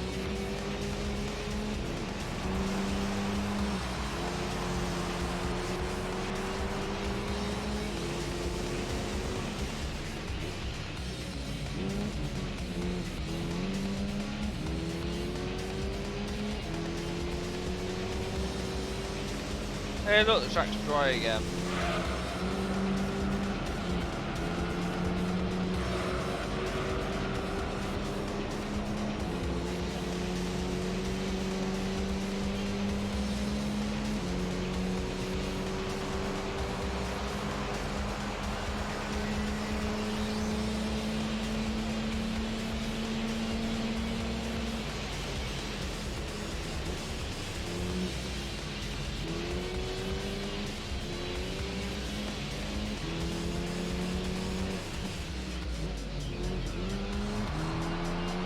This will be something different to drive instead of that damn impressive which is serving so well. To be fair, that impressive now racetrack is all there. I guess I'm driving well on the floor right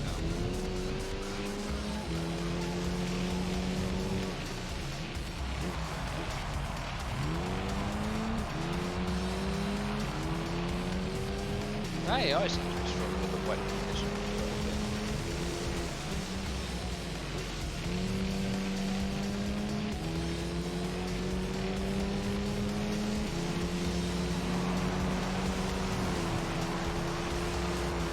Hit that.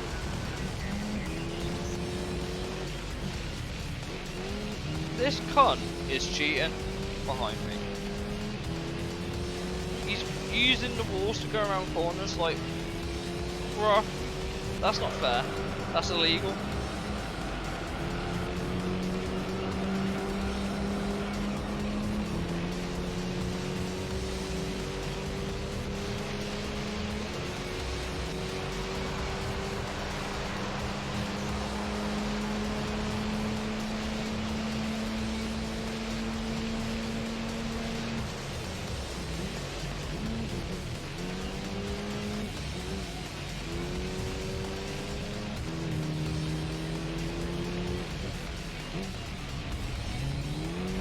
I've just realised why I'm so slow. Okay, that's interesting. Why is my TCS and ASM on? Why? Why are you on? Shouldn't you be off? I think we found where all the pace is going.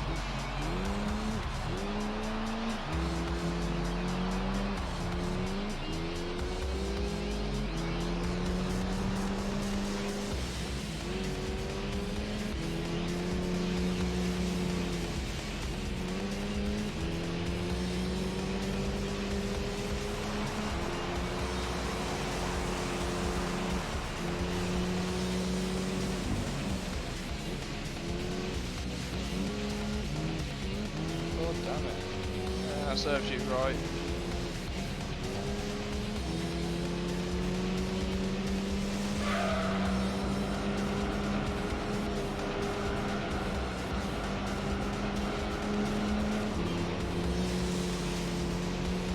You're still going to pit lane, which is interesting.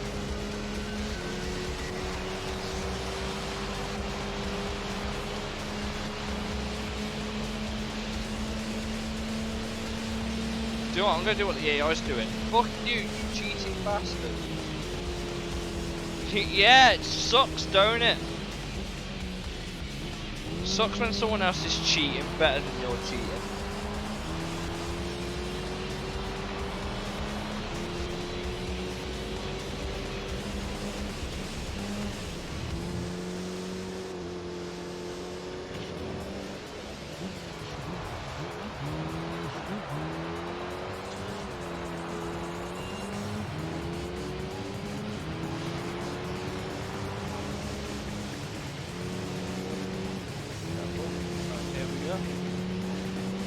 So the reason why we're trying to get a lot of the rally events out of the way first isn't just for prize cards on it. Actually, I tell a lie. It is exactly for one single prize card that should open the floodgates in terms of the progression of this game. And that's the Escudo, which you get for golding every event in this championship section. So we can do Like the Wind, and once we've done Like the Wind, we can get the 787B, and then we can made some serious progress with the campaign.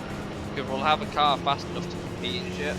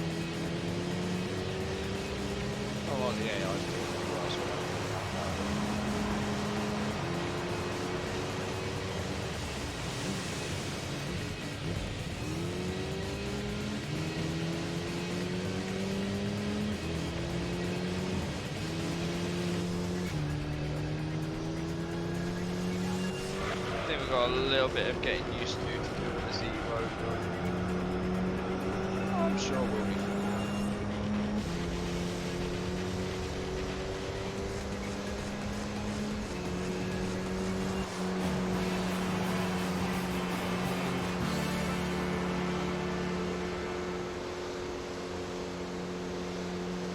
Oh well. Well, that's one race over. 2 more to go. 20 grand, yes please.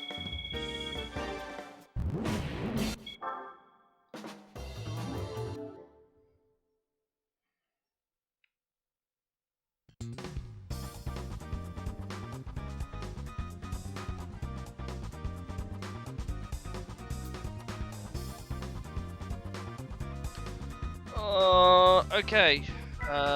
Yes, we'll do the 3-lap one. I think the next one's a 2-lap. I'm pretty sure.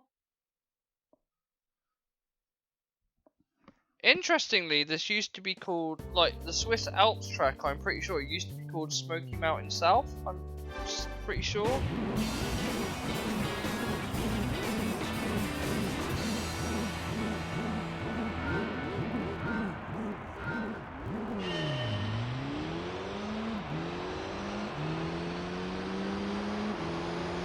This thing's third gear is not particularly long, is it? God damn.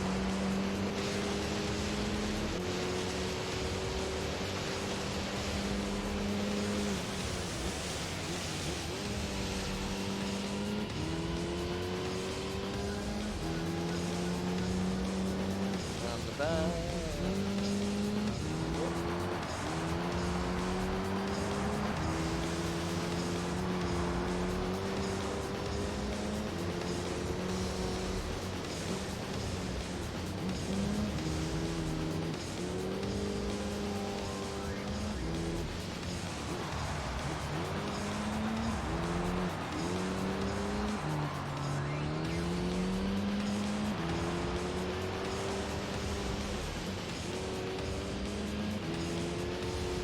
Still steering into that wall. The last one on the corners you can never really truly get correct, I feel like.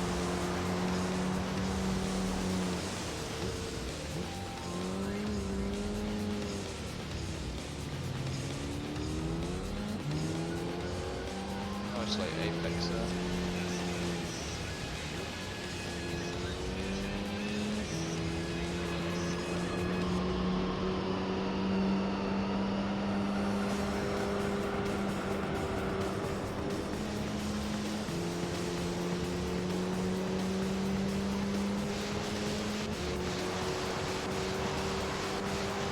Go away, you blue boy.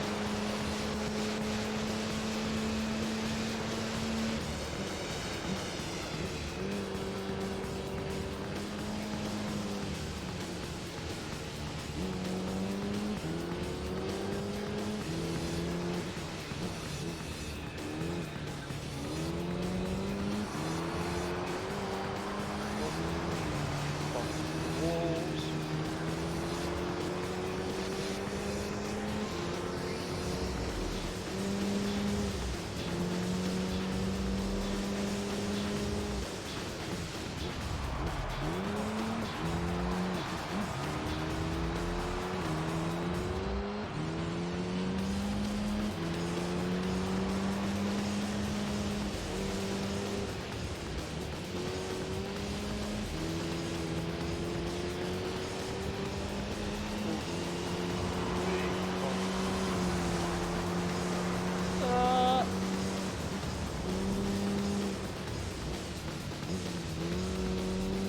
Go away!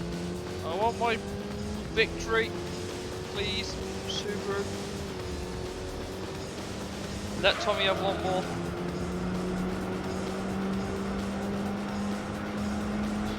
Fun fact, right, as a kid, like 6-year-old, 7-year-old me, never understood what the Tommy was on the car.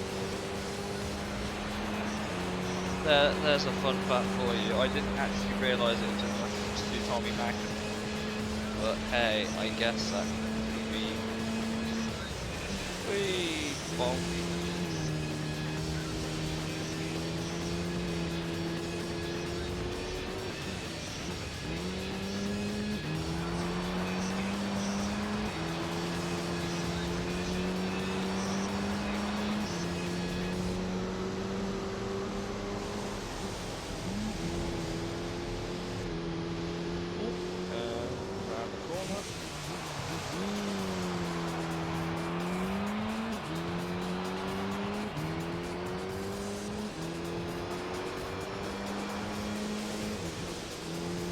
I don't know what the prize. Well, I know the prize car is going to be a rally car, but I don't know which one. If I had to guess, potentially the Integrale. I might be wrong there.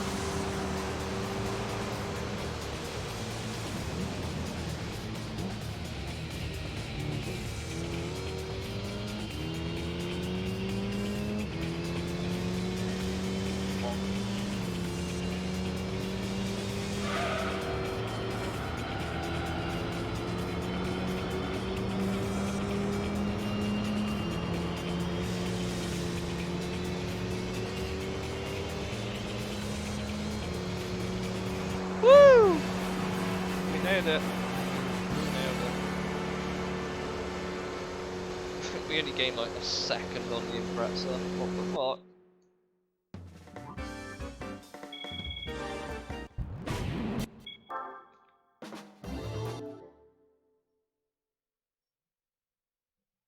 Right, last one, and then we'll save the game, and I think that'll be a good place to end.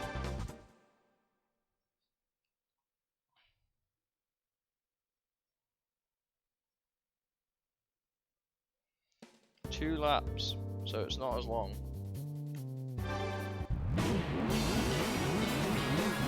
Could be worse though, right? Right?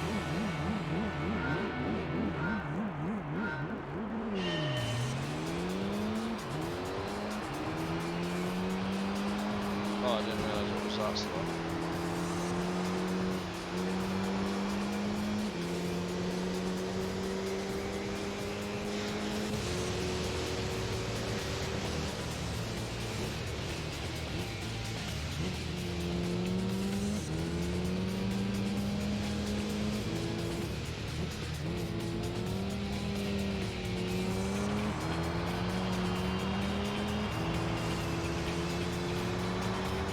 Oh, we're definitely going to beat it. That car's nowhere.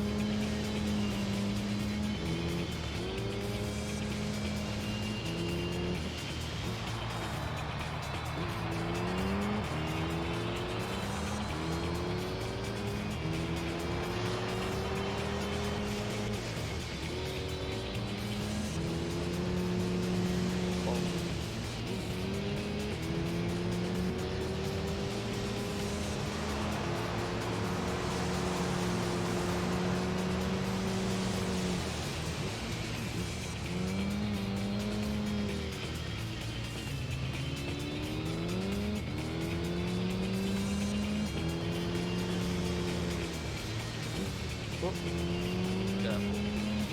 What?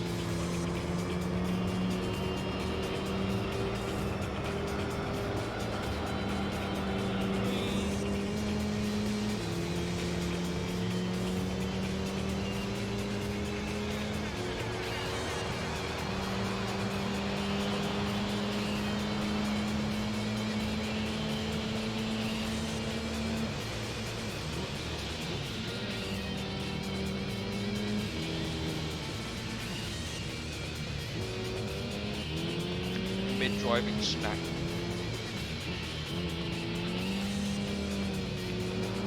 So what about you, Carly? What have you been up to today? You been up for anything fun?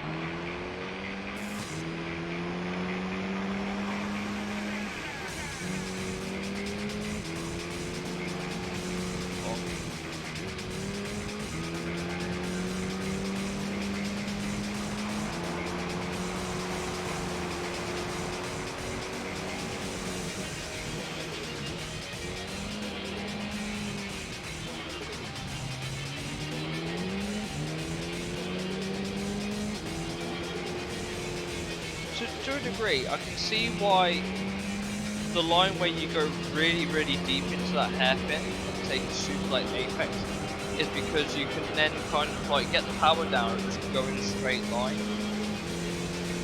Like, if you enter the hairpin like that and then go like that, it's technically quicker.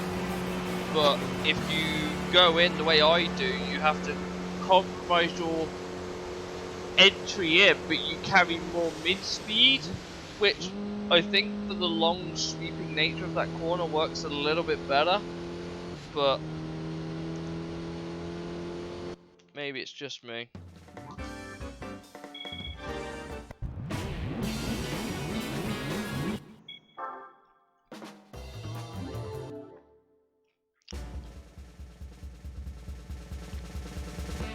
Way, we've got this car already. Did you know that?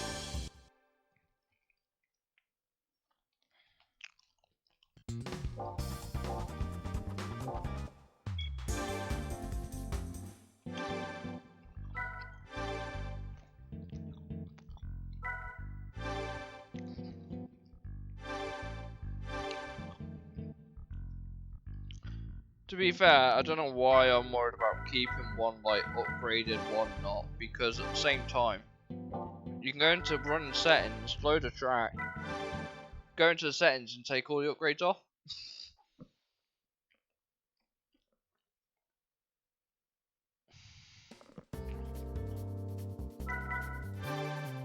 Like this.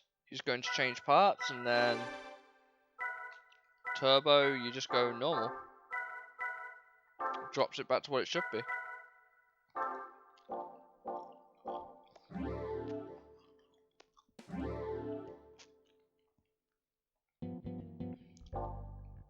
Petition to bring back complex string though, by the way.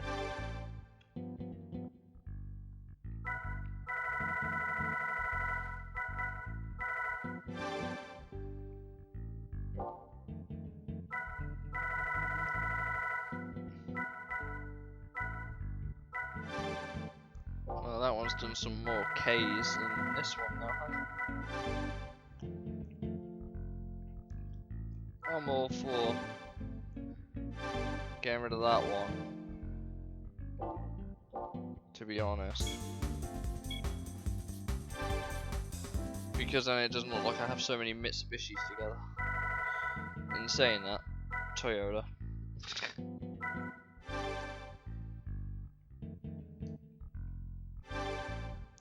Did I even change the oil on this car?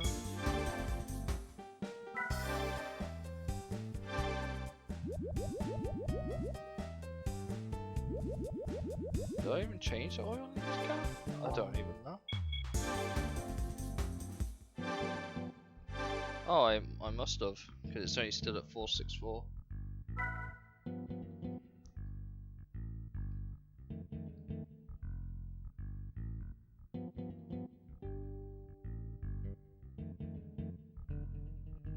Give me a sec.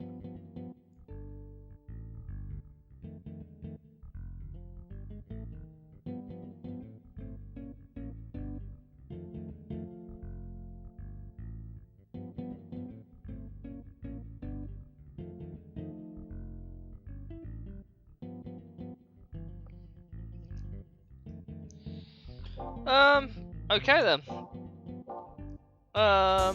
Do I want to end the stream now? I think I should, because I'm starting to get a little bit sleepy. I don't want to fall asleep with the stream and just go for like a bunch of hours. Even though I think sleeping streams are getting quite popular as a thing. So never know in the merry old world of streaming what you're going to be doing. Interestingly, the game's credits are here, but nothing about the staff. It is all the like legal licensing and shit.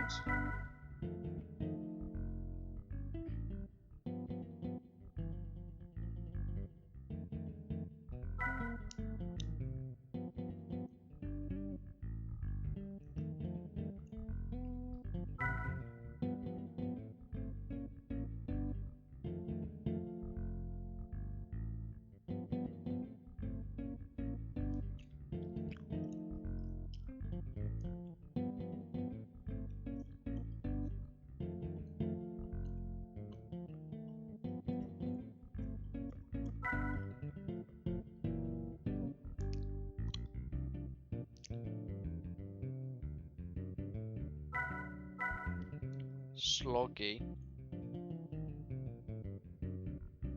Triumph? What?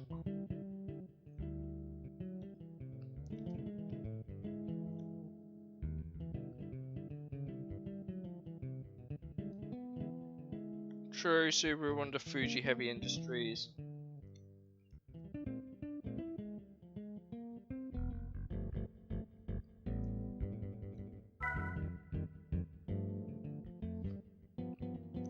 Huh.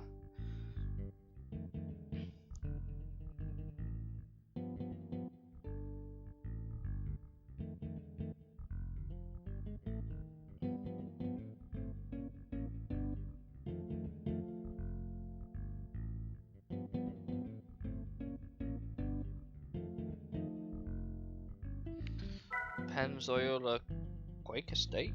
Okay. Omega, the ultimate lubricant. Magna Industrial Co. Orica is Orica. For those who don't know, it's a team called Orica. Nippon Mitsubishi Oil, but isn't that just Mitsubishi?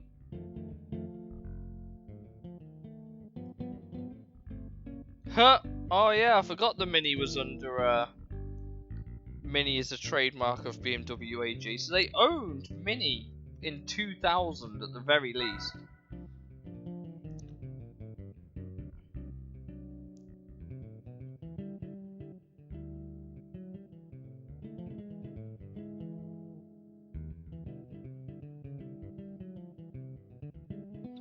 Laguna Seca Raceway's name, logo, image and likeness are trademarks and trade dress of the Sports Car Racing Association of the Monterey Peninsula.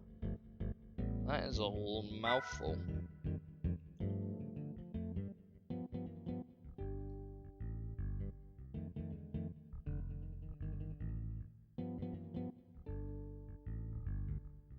All JGTC cars featured in this game are used under license from GT Association or the GTA to Sony Computer Entertainment. Sick. Okay. So many bullet points, like what the fuck?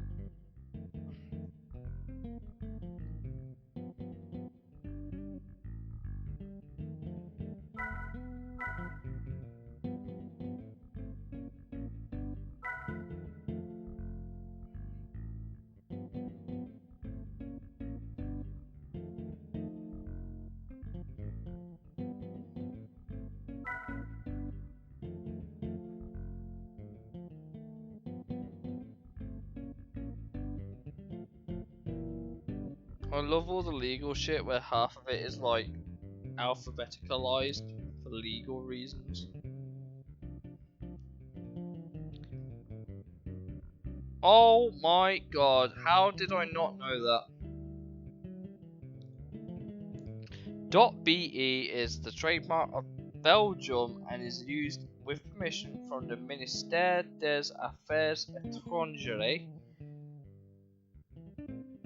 which is on the Gilet Vertigo. I hadn't really clocked as a kid. I hadn't clocked that the Gilet Vertigo .be on the front was advertisement for Belgium. I thought it was just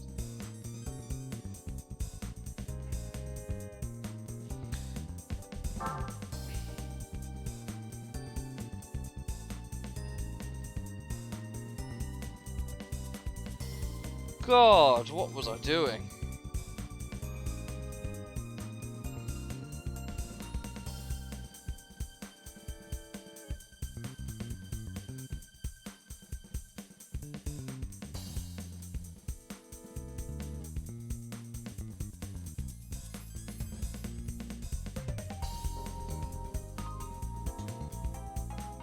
Speaking of, I don't even know if Gilet as a car company still exists.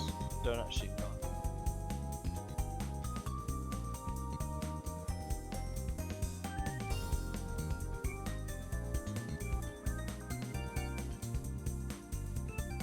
But yeah, the more you know, I guess.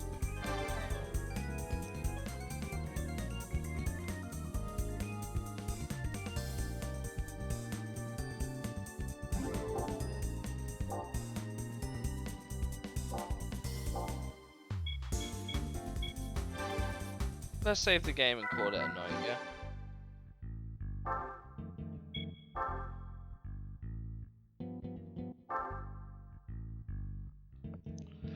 Oh, thanks for joining me on this part 11 trip through Gran Turismo 3. I am sure we will pick it up more again in the future.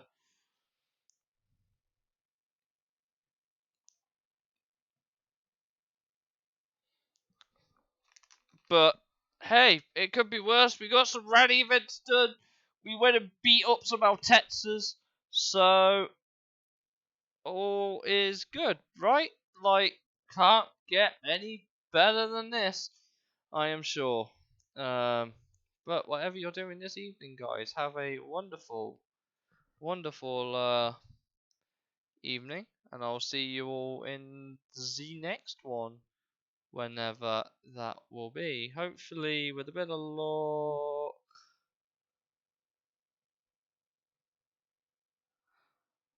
Um. So yeah, on to the next one, I guess. I'll see you all there. Bye.